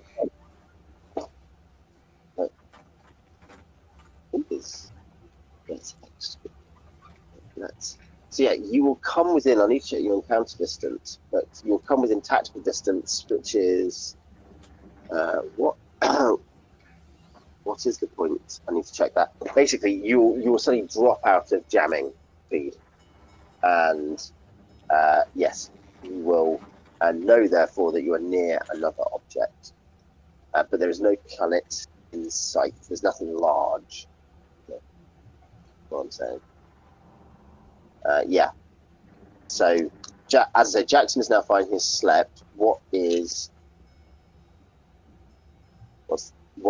your kind of first reaction or whatever? Someone get on that ballista. We've been intercepted. It's pirates. Must be pirates. Yeah. I'll at least pull out my bow. I head below deck. Yeah. You've had 2 days of rest. You're feeling much better. You're feeling, roughly 28% better. I start below tying deck. Xeethra to the to the bolt, to the ballista bolt. We're gonna fire them over. Yeah. Yeah. That's what we were talking about. So now's I your wear chance. one of those like World War I German hats with spike on top of it. Triple hound, yeah. Yeah. We could give Xeethra boarding spikes. That's a great idea. Oh my god, yeah, actually, I need like boots with spikes coming out of them so I can jump on someone else's ship and then like climb up it or something. You need arms with spikes growing out of them. Yeah, just like one of the Dark Eldar from Warhammer, just spikes on everything basically. But yeah, that's basically what are they called? Zotchel? Yeah, that's what body modification is for. Yeah, it's basically Your armor. Oh, is it? Says Xeethra. Homunculus. I haven't used that. Homunculus? Let me just check something. What other Dark Eldar body mod is called? It's something like homunculus. Homunculus? Yeah, the homunculi or hemunculi. Yeah. It's like homunculus Homunculi? blood, right? Yeah, they turn you Yeah. into like living furniture and stuff. It's awful. Yes, you are now a balloon. Yeah. A balloon, but with spikes. Have fun. Yeah, your skin like stretched out into balloon shape. Yeah. That kind of Alex, thing. did you roll a D10 for me? Right. A D10? Do you want to ask anything more of me, Owen? No, just a D10. Okay, have a 5. Okay. Yes, as you get on the lookout, you will spot some way off in the distance a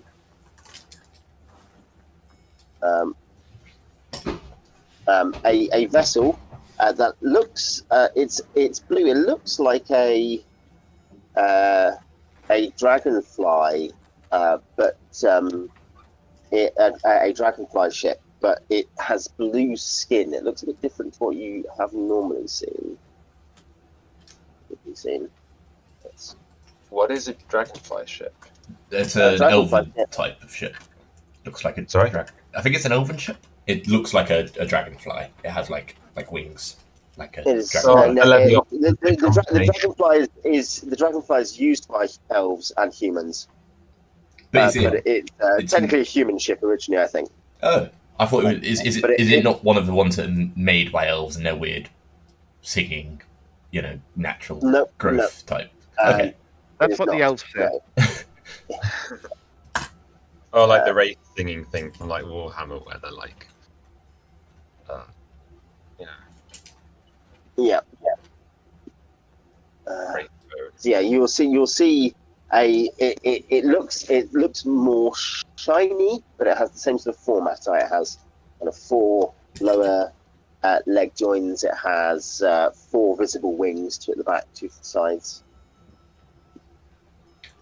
Panic? Okay, if you were a pirate, what thing could you see following a ship you're about to attack would make you leave? Because I can cast an illusion. Certainly not a massive net full of fish. No.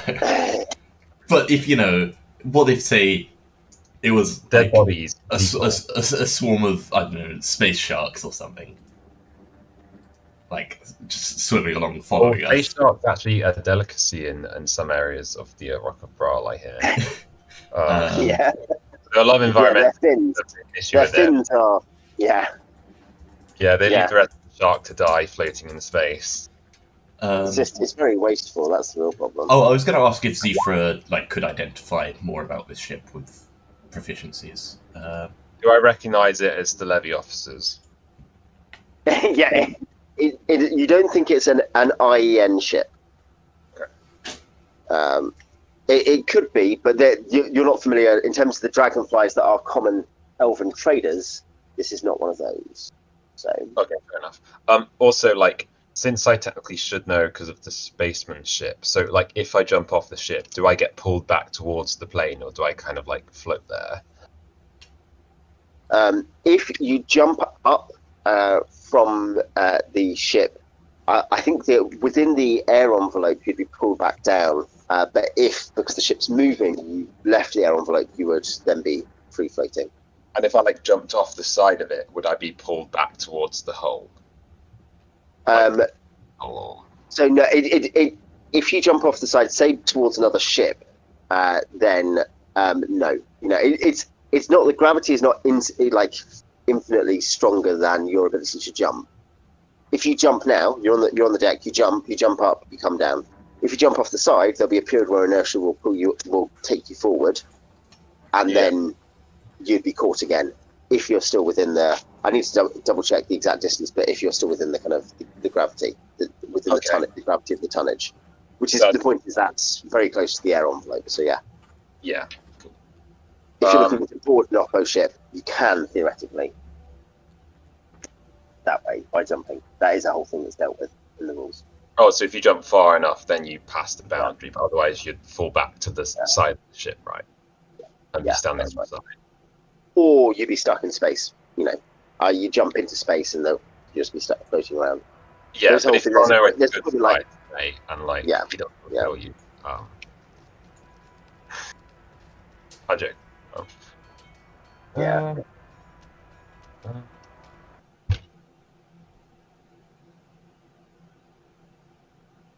So yeah, what are you doing? I think we should send them a friendly message of welcome, wrapped around a ballista bolt. They haven't actually opened fire yet. This could be an act of war. Yeah, this is just a ship. It doesn't necessarily mean it's a pirate ship. It could just be a coincidence we've bumped into each other.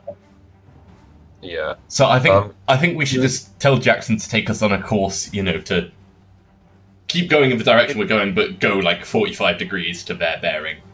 Are they headed? What is their bearing? Do we have any signal flags? Is there mast on the ship? Are they flying the Jolly Roger? But on a serious note, if we have one, then you can use what flag you're hoisting up to signal different things, can't you? Right? Yeah. Semaphore. Yeah. So they will be facing. They are facing southwest. I need to mess around with the hex size again, but I think the way this hex map tracks and gets stretched compared to the Roll21 is very slightly off. So they are facing southwest, and you are facing presumably northeast. Yeah. If we just continue on this bearing northeast and keep an eye on them, just two ships passing in the night. Quite casual. Yeah. Yep. Daddy. Nice. Yeah, cool.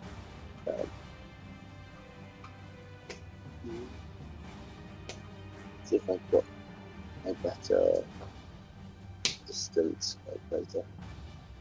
I don't think so.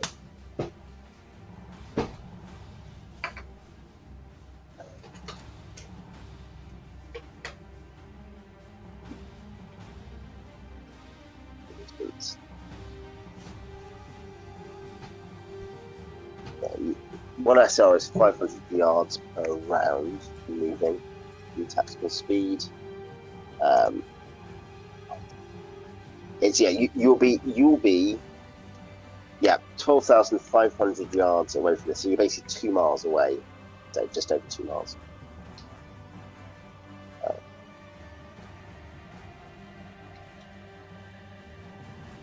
Because you are the smaller object here, it is a big ship from you, so you are slowing down and expected. We don't have any binoculars, do we? Or a spyglass? That would actually be really useful in this case. Yeah, they're really expensive. Yeah. I would say you have pretty good visibility though, because it's space and there's nothing in between at the moment. It's there. Really?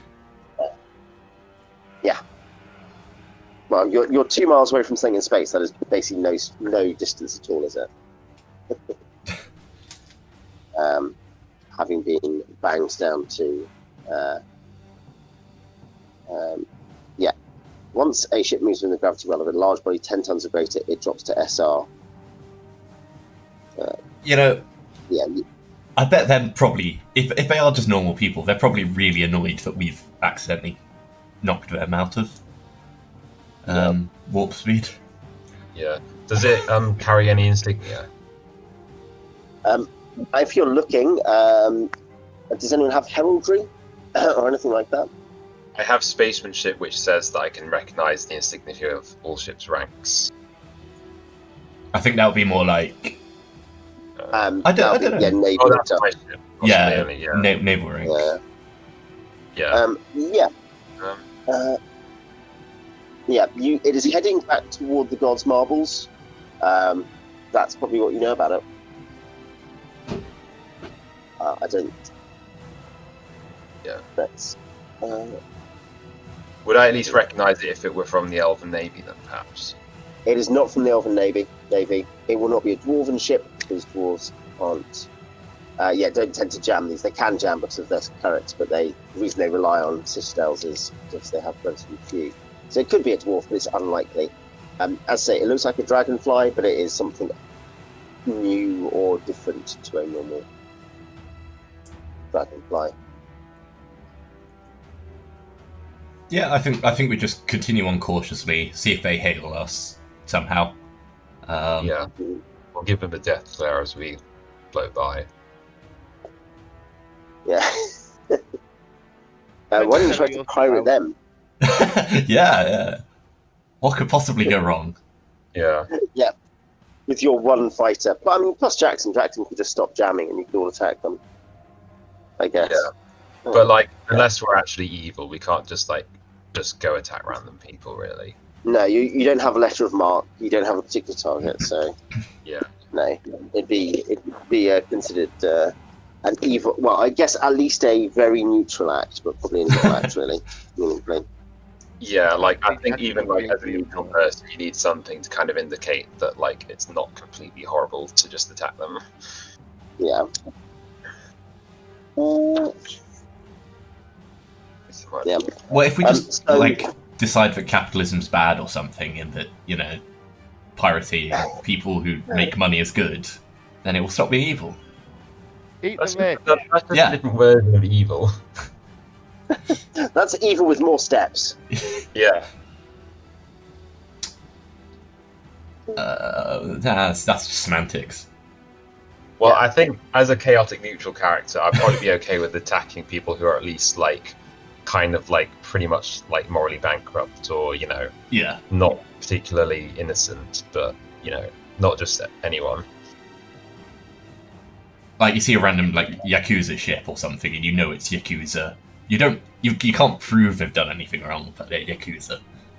Yeah, that kind of thing. Yeah, definitely. Whereas I suppose a good person might not. So it will move. I guess. It's moving faster than you are. I guess as you continue. And as you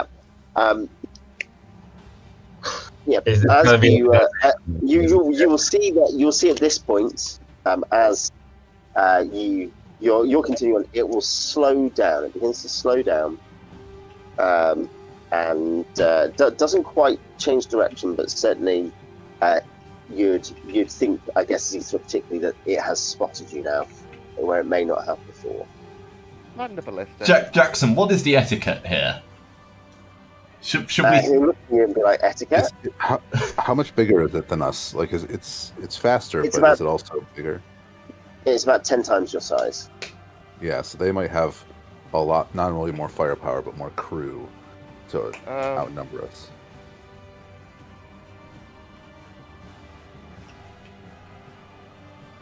What do you want to do? Cast an illusion to make the net look empty. Why do we want to hide the fish? Because then we're poor fishermen who don't even have fish to rob. We don't even have that much going to bubble fish. With us. Pirates aren't going to take the fish. What if they're really hungry pirates? To be fair, it's quite convenient to steal though if it's not actually inside the ship. I don't think anything's convenient to steal when you're in space. That's a fair point. Yeah. Though this is a rather uniquely convenient space compared to real life that we're living in.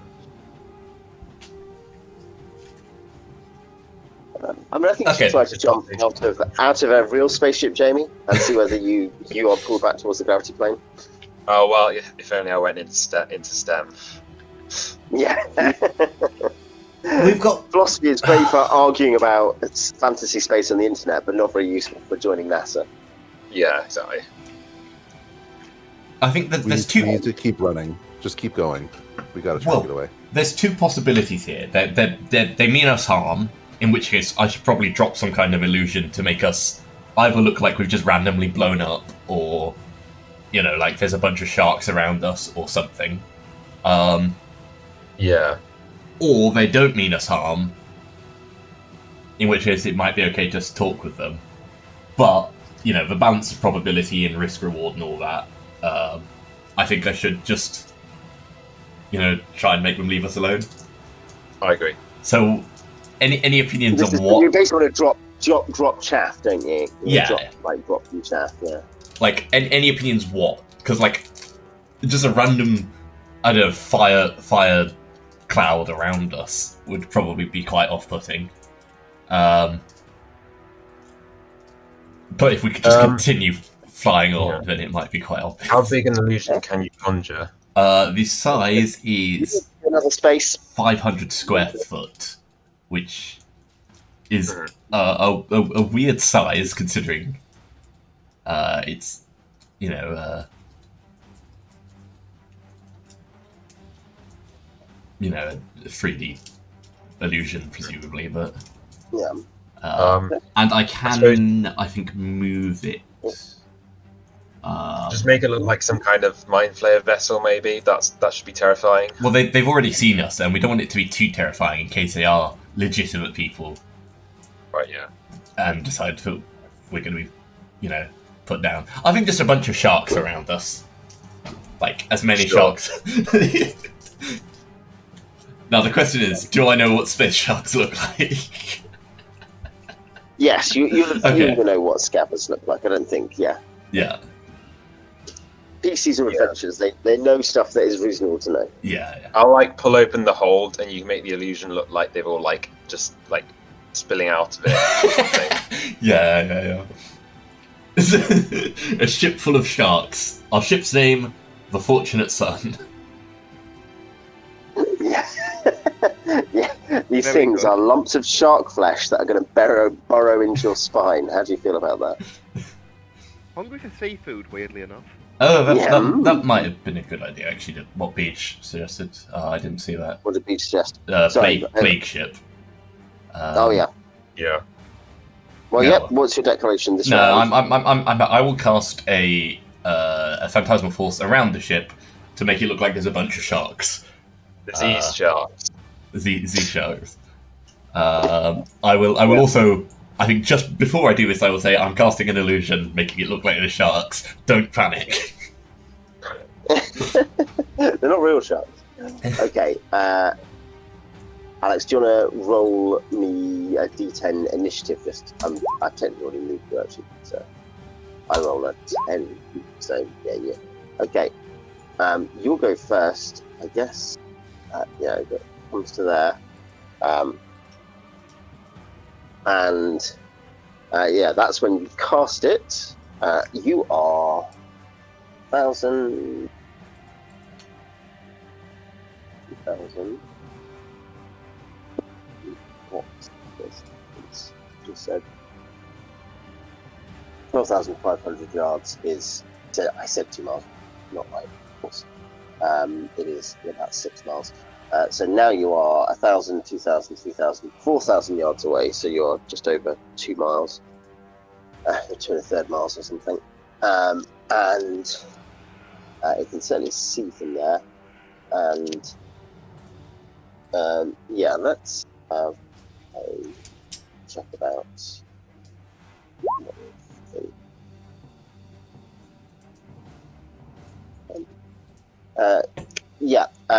What do you want to do on your next round? What do you want Jackson to do? Keep flying with the space sharks in tow? Yeah. Yeah, cool. The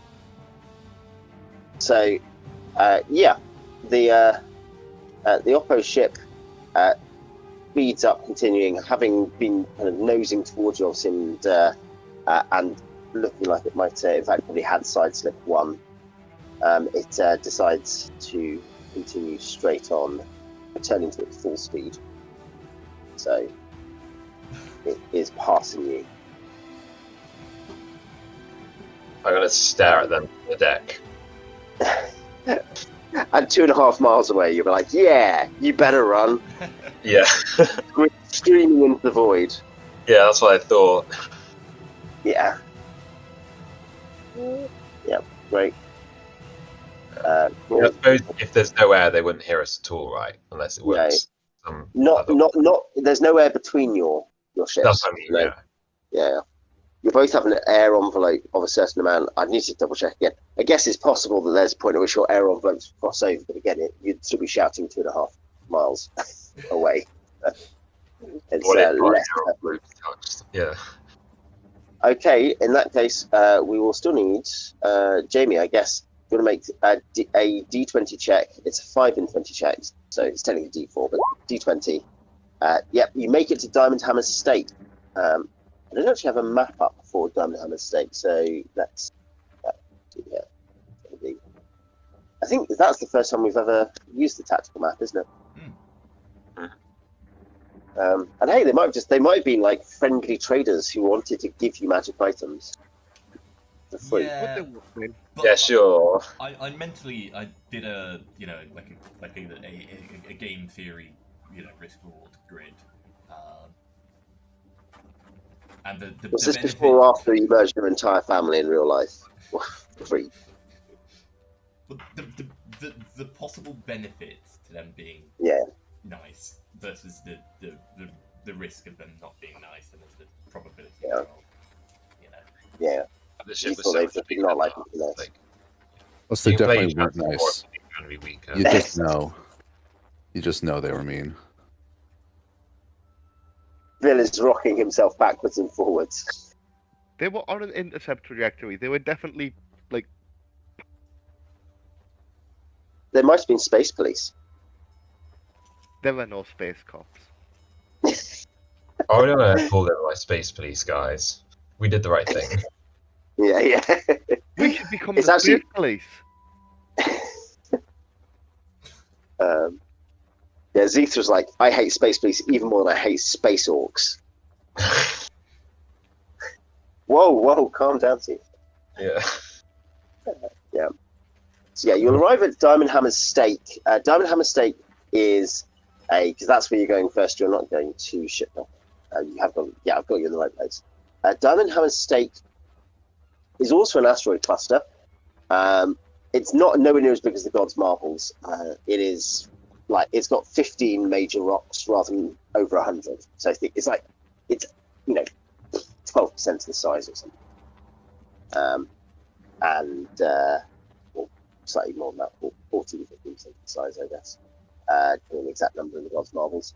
And it is, it's probably generally considered to be the most powerful nation of dwarves in Graal space. Big industrial facility, metal wares, etc. But tends to be a lot of pretty ordinary metalwork here, so domestic metalwork amongst other things. I don't know what else you'd know about it particularly. You might not know very much. And the big thing you'll probably be looking for is the Diamond Hold. The main. There's two big citadels. The Diamond Hold has, for instance, it has the population of a town. It's heavily armed, of course, but people do come and dock. It is the primary citadel. The other citadel is sort of the more industrial one, I think, to be aware of. You can obviously also go to asteroids and stuff, but the asteroids are mostly mining. But yeah, presuming you're heading toward the Diamond Hold, I guess got one D20 roll to make, probably meaningfully in time over tactical speed, which I think is back to Andrew. So Andrew, do you want to roll D20?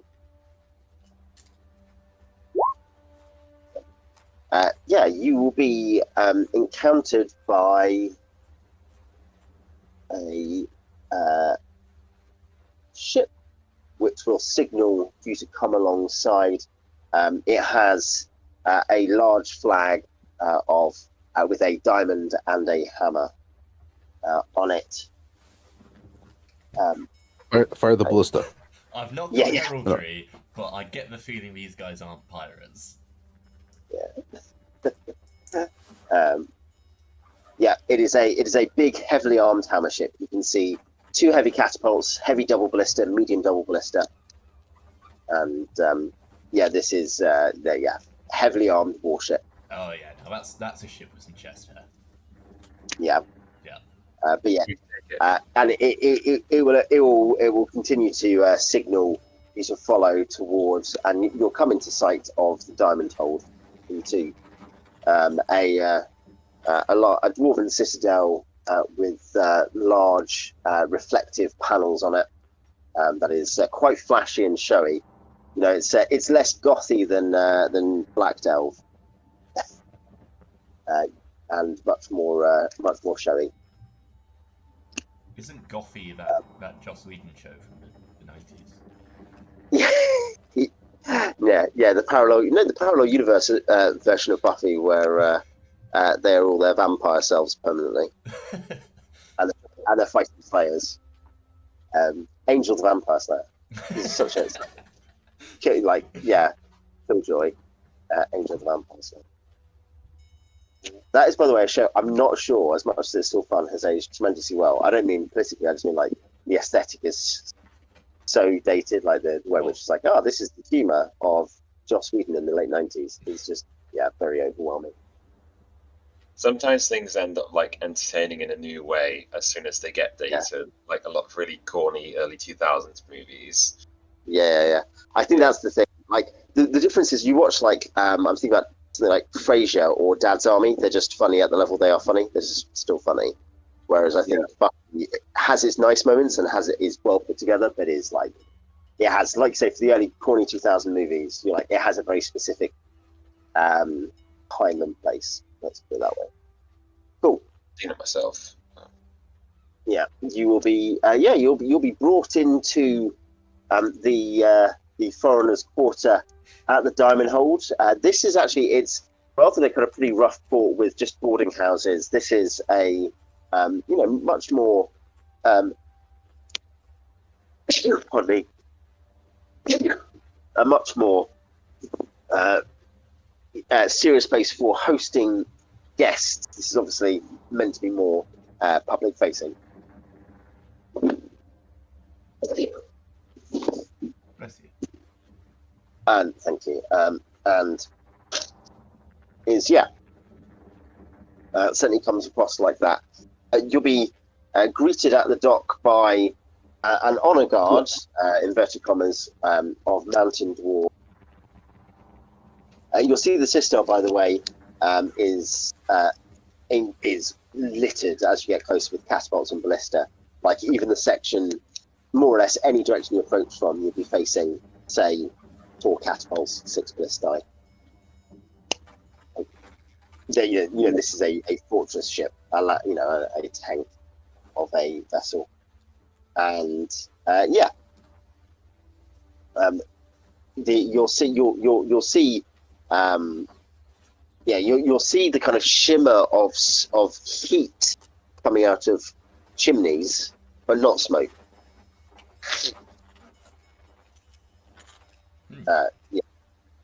On this one, you will be landed, and you'll be greeted by an honor guard wearing the diamond hammer sigil.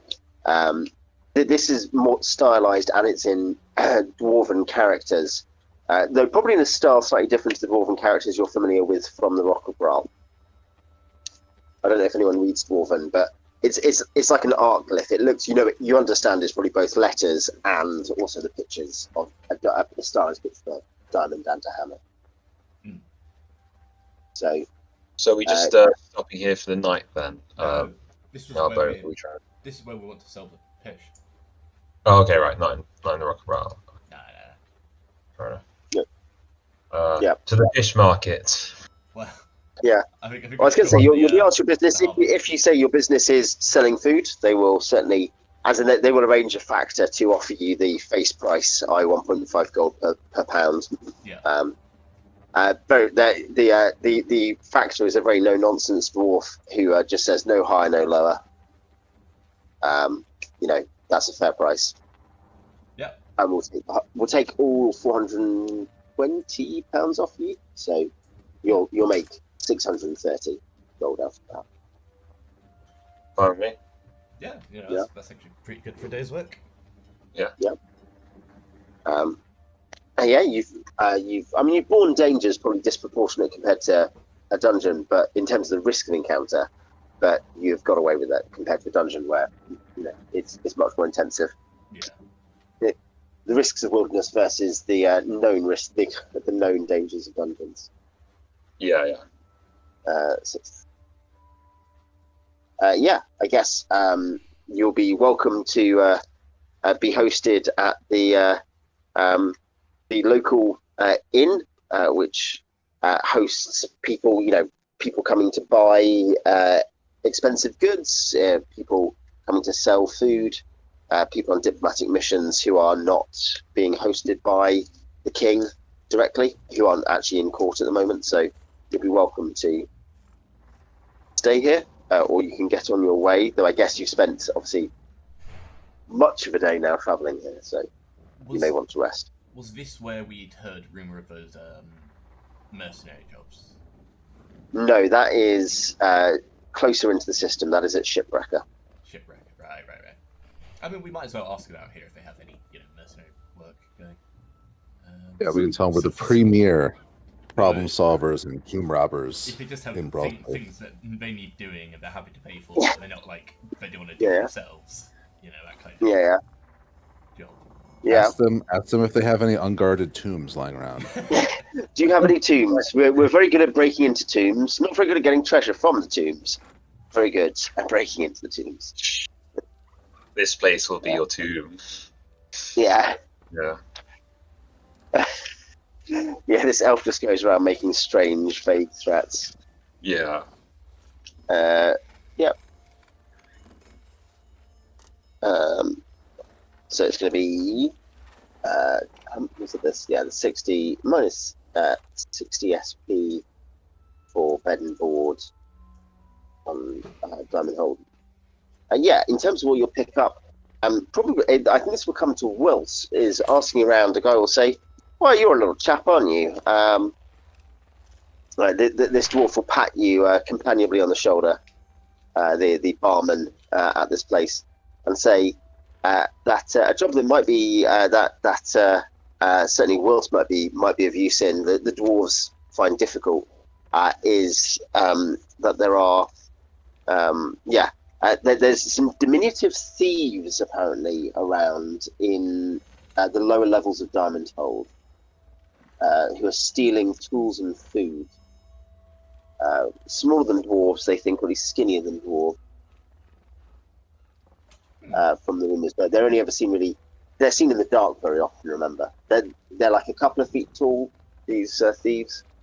So maybe similar size to Wilsp, perhaps. This guy say, the bartender says he's never seen them, but he's multiple friends who have, and in the full dark of the lower holds, where there's also plenty of heat. Guards carry lanterns, but if you're just like going between the work sites, you just tend to rely on infra and the fact the tunnels. And these guys slip in and out of, out of vents and stuff like that, and steal tools and food. There is a vermin extermination contract out. So didn't see coloring. You're not trying to get us to fight Svarts again, are you? I don't think it's Svarts. Like if it's being compared to Wilsp, that gives me the feeling it's maybe like Kobold? Svefnippin. Yeah, they're a couple of feet tall, very small. He'll say they both seem to both walk on 2 feet and on 4. Maybe Probably not kobolds, gnomes. Yeah. Yeah.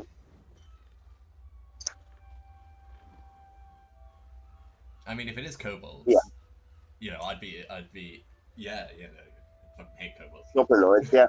Yeah. There is a 100 gold reward out for dealing with the problem, you get an introduction to the clan of the Granite Mason clan, which is the second big clan in the area, which is actually based off the Crucible Citadel, but the commander of the army of Diamond Hammer Strike is from the Granite Masons, and he is happy to meet any mercenaries who successfully deal with this vermin station. Makes it small role would prove their use to the commander of such a fine military, and so would secure themselves a meeting. Well, that sounds like that's a job with a very small reward, which, out of character, feels like this job's bigger than it seems. Yeah, so you're going to end up in a whole dungeon and get a whole pile of treasure. That's my reward system. Yeah. I suppose chasing thieves will usually get you more reward than what you're promised. Yeah, but if depending you're on how you want stealing it. food and tools,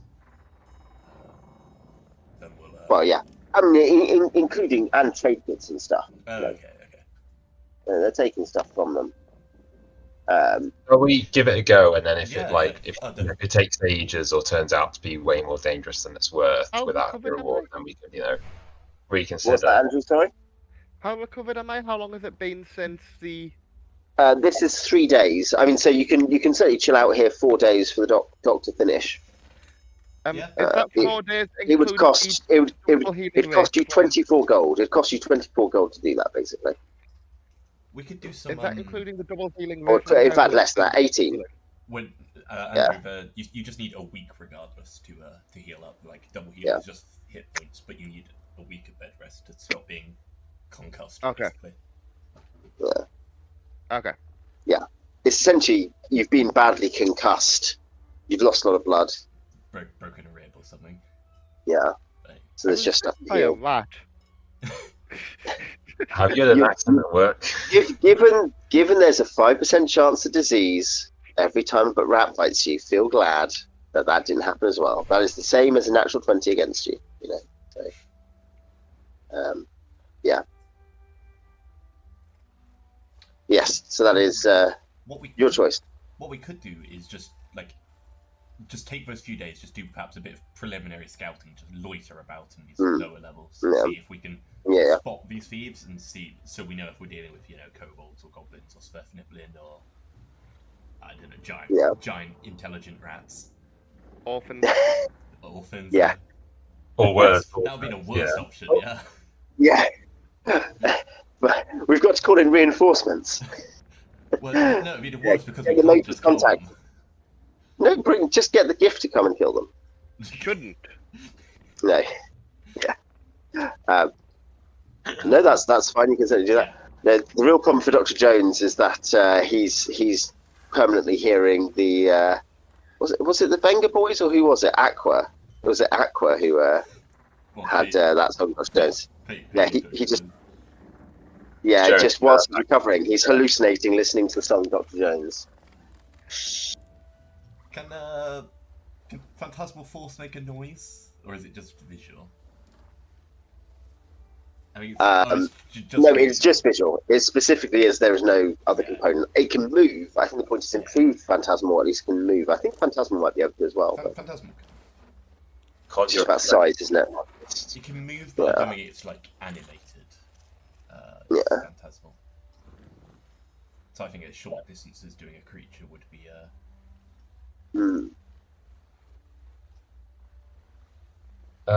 Do we have any good resources for stealth tactics? Like anything? Is anyone? You have a thief. Yes. Nice. You have a thief. I'm not going to get my stats. Yeah, I could just. A thief, you say? I'm not a great sneaky type thief. I'm a tinker type thief. That's unfortunate, because I'm also a tinker type thief. What's your hide and move silently? Mine's 0. What? They'll chill. They don't hide good. They no hide good. Oh, actually, my move silently is not terrible. Sorry, my move silently is 55. My hide is 25. That's not bad. The first level. To be fair, if I take off my armor and I'm on my own, or just with elves and dwarfs or something, just with elves and halflings. People, so yeah, you get the surprise bonus. I mean, who else does Jones have infra? No. That's fine. That's fine at least immediately because you're going to be resting up. So immediate scouting, Wilsp could just buy a toolbox and leave it out and lurk in the shadows nearby and see if it gets stolen and if he steals it. Should we set a trap? Well, no, not even that. Just literally just information gathering. We should make a lovely pie and then use the towel to waft the smell down through the tunnels. Come on. A lovely smell. We're not hunting Bugs Bunny. You are hunting orphans. You need the orphans to come out so that you can slay them. Right? Yeah. I think so. Well, I mean, does this dwarven place have a welfare system? No. I think it's us. We have to kill them. Why don't we just funnel poisonous gas into the tunnels? I mean... Dwarves do this poison. Yeah, exactly. So if they're not dwarves, i.e., if they shouldn't be here, they'll die. Is this an entirely neutral party?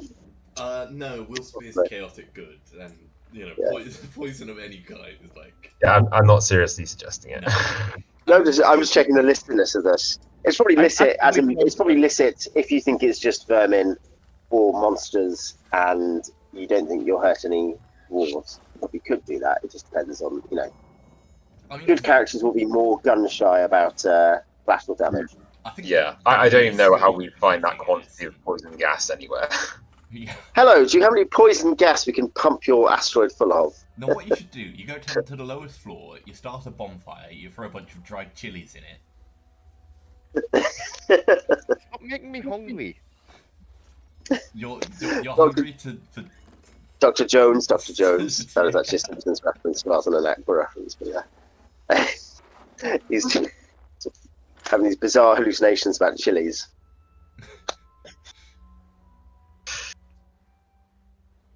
Yeah. Cool. Right, shall we do the getting to the bottom bit first, and then reconsider?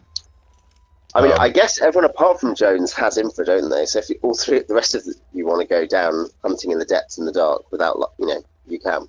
Yeah. Yeah, because they must live somewhere, even if we don't actually find them. There's got to be some kind of awful, God forbidden nest. I mean, they mentioned vents, and I'm not sure how literal that is. I guess. I wonder how does sewage system work on a place like this?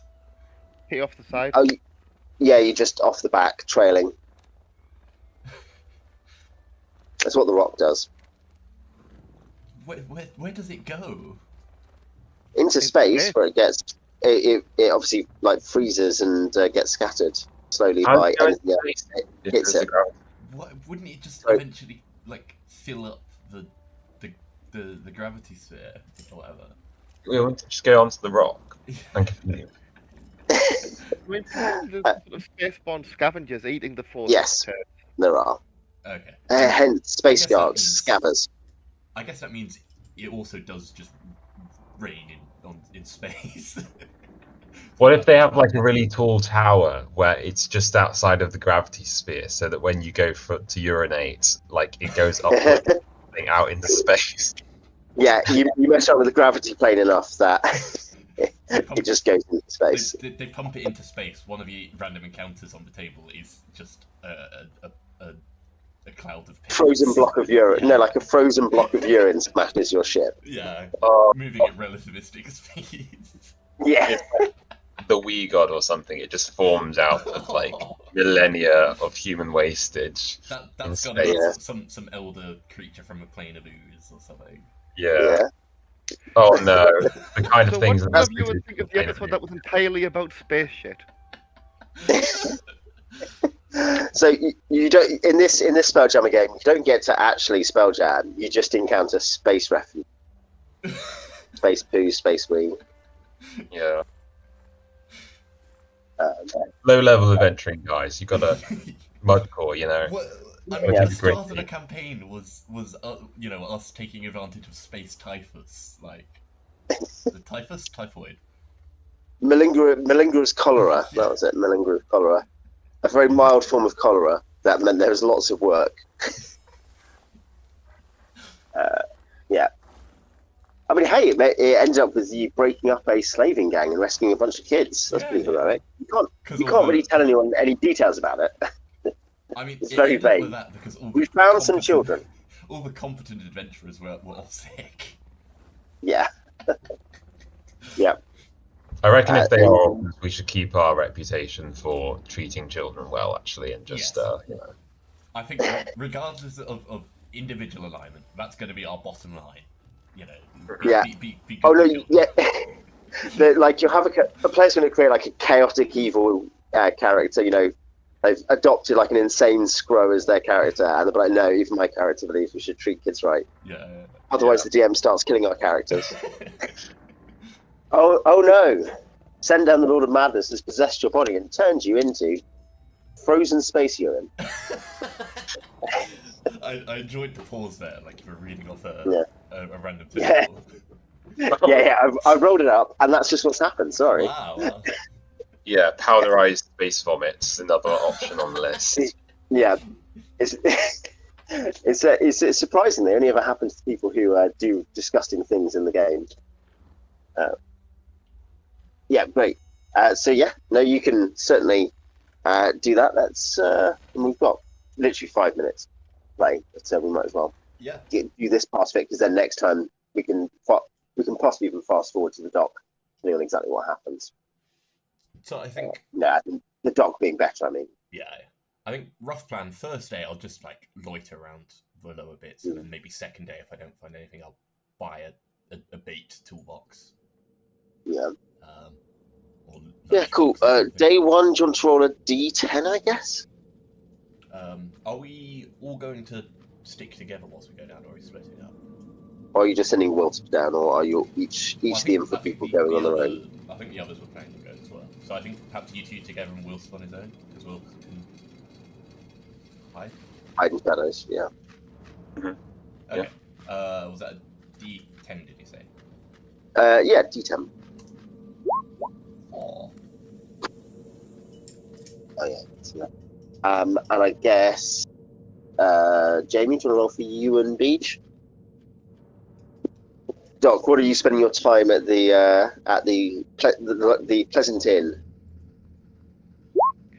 I'm mostly telling people how sick and unwell they look. Yeah. Just dropping hints on how much healthier they would be with an extra liver. Yeah.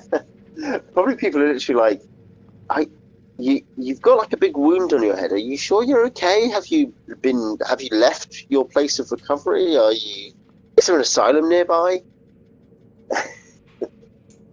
These are all valid questions. Yeah, they see a guy who's like barely alive asking them why they look ill. Yeah. Cool. No. No particular signs during that first day 4 of the journey. That is to say, you kind of sneak around a bit, look around a bit, and the guards will have told workmen that you are to be expected. People keep an eye on you. Any dwarves you pass in these kind of tight corridors lower down, kind of watch you carefully as they go past you.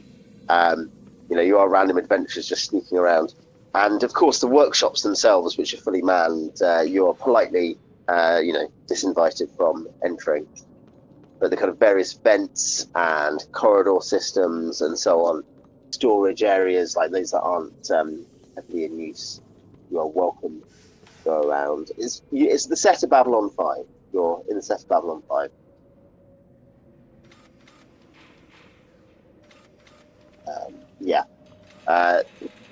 You'll also be told where the living quarters for the normal dwarves are, but the problem hasn't really happened in that area, and that tends to actually be more heavily patrolled because there just tend to be more people around. It's more towards the back of the lower half where the forges are, which is near, like the big citadel forges, which is also where the kind of manufactories are. So yeah. That's kind of what you pick up on your first day. You don't see anything. You don't see any kind of diminutive thieves.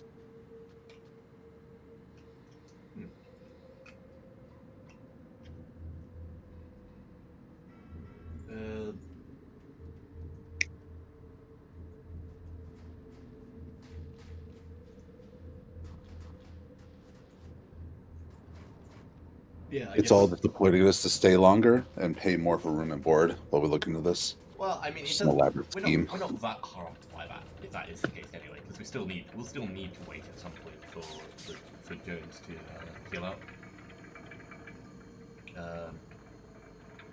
So if we just spend a few days. Whether here or shipwrecker, whether here or on shipwrecker, he's going to have to recover.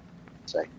If the worst case is we waste a few days loitering in an industrial district in a dwarven industrial district, then contract the black lung, die. Yeah. Is there a burger van around here? Rat on a stick. Pish on a stick. Oh yeah. Pish on a stick. Reminds me of home. Are we all wearing Owen jackets? Yeah. No, certainly. Down in the industrial area, there will be dwarven barbecue. Which is basically consists of stuff like pish on a stick, and mushroom burgers, things like that. Yeah, finest mushroom burger, flavored in various exotic manners.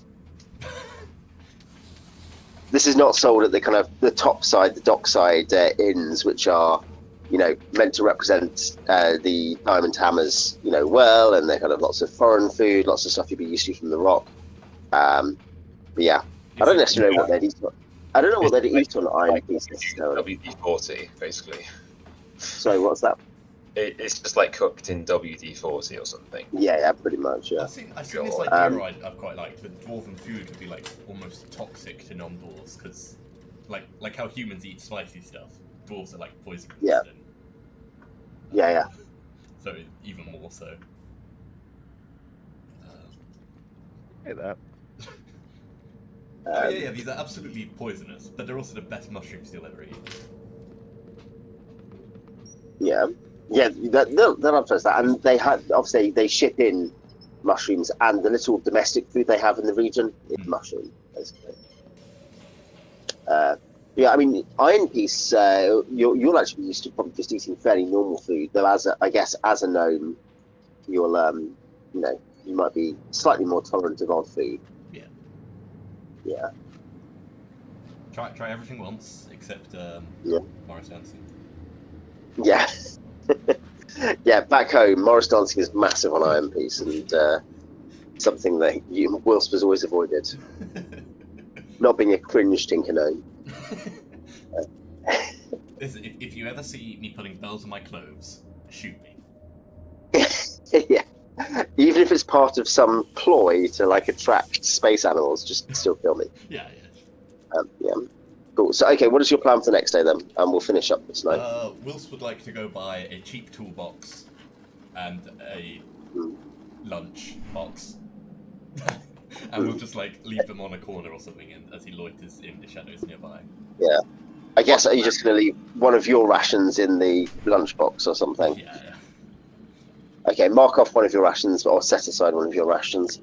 And a bucket full of mouse traps or some kind of equivalent. A bucket of mouse traps. I mean, you probably can buy mouse traps or small vermin traps. Yeah. I mean, yeah, Alex, you're going to spend a couple of gold probably on, cheap tools, not thieves' equivalent, but like, yeah. So I will mark that off.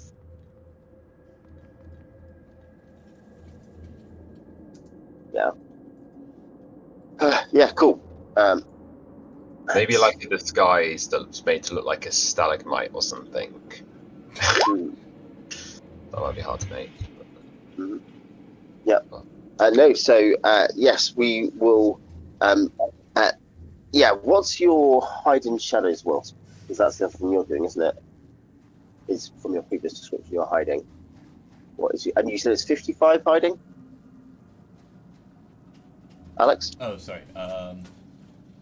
55. I can't read. Hide in shadows 25. Move is 55. Oh, so yeah.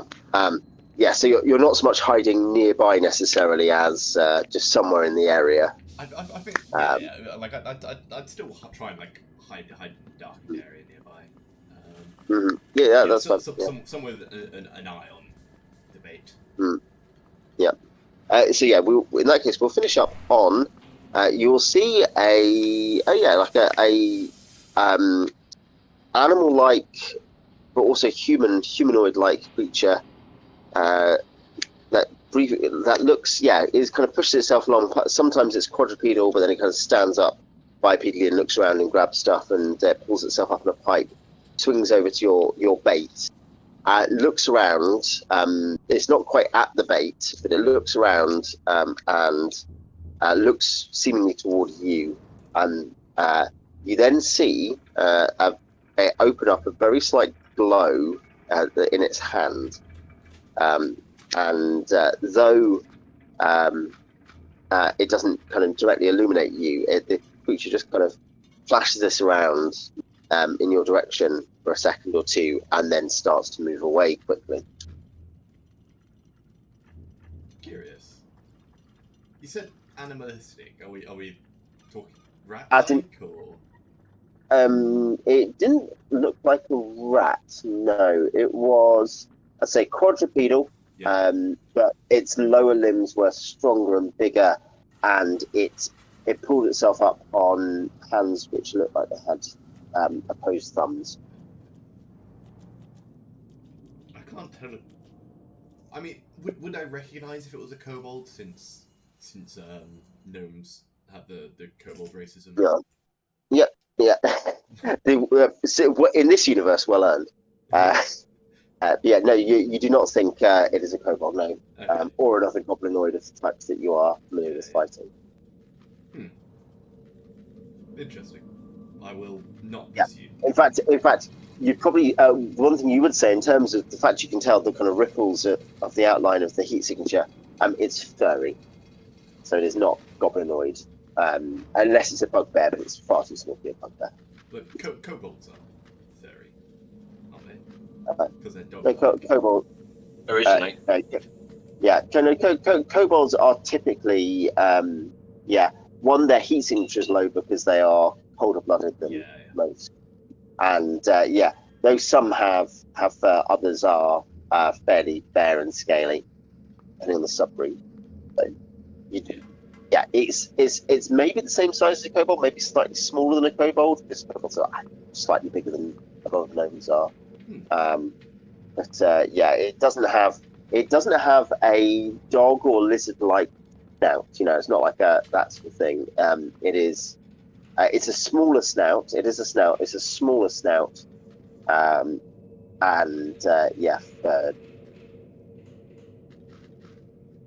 Maybe gibberling? I don't know. What? Gibberling, you know? No. No. No. Cool. Okay then.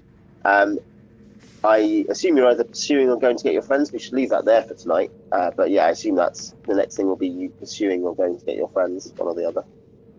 What do you think?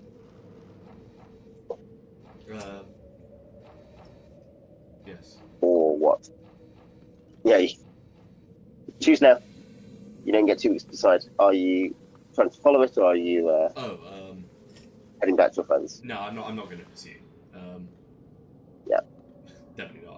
I'll go back to the others. Cool. No, that's fine. Okay, we'll end our stream there for tonight then. Thanks people for tuning in, and we'll catch you in a couple of weeks. Good night.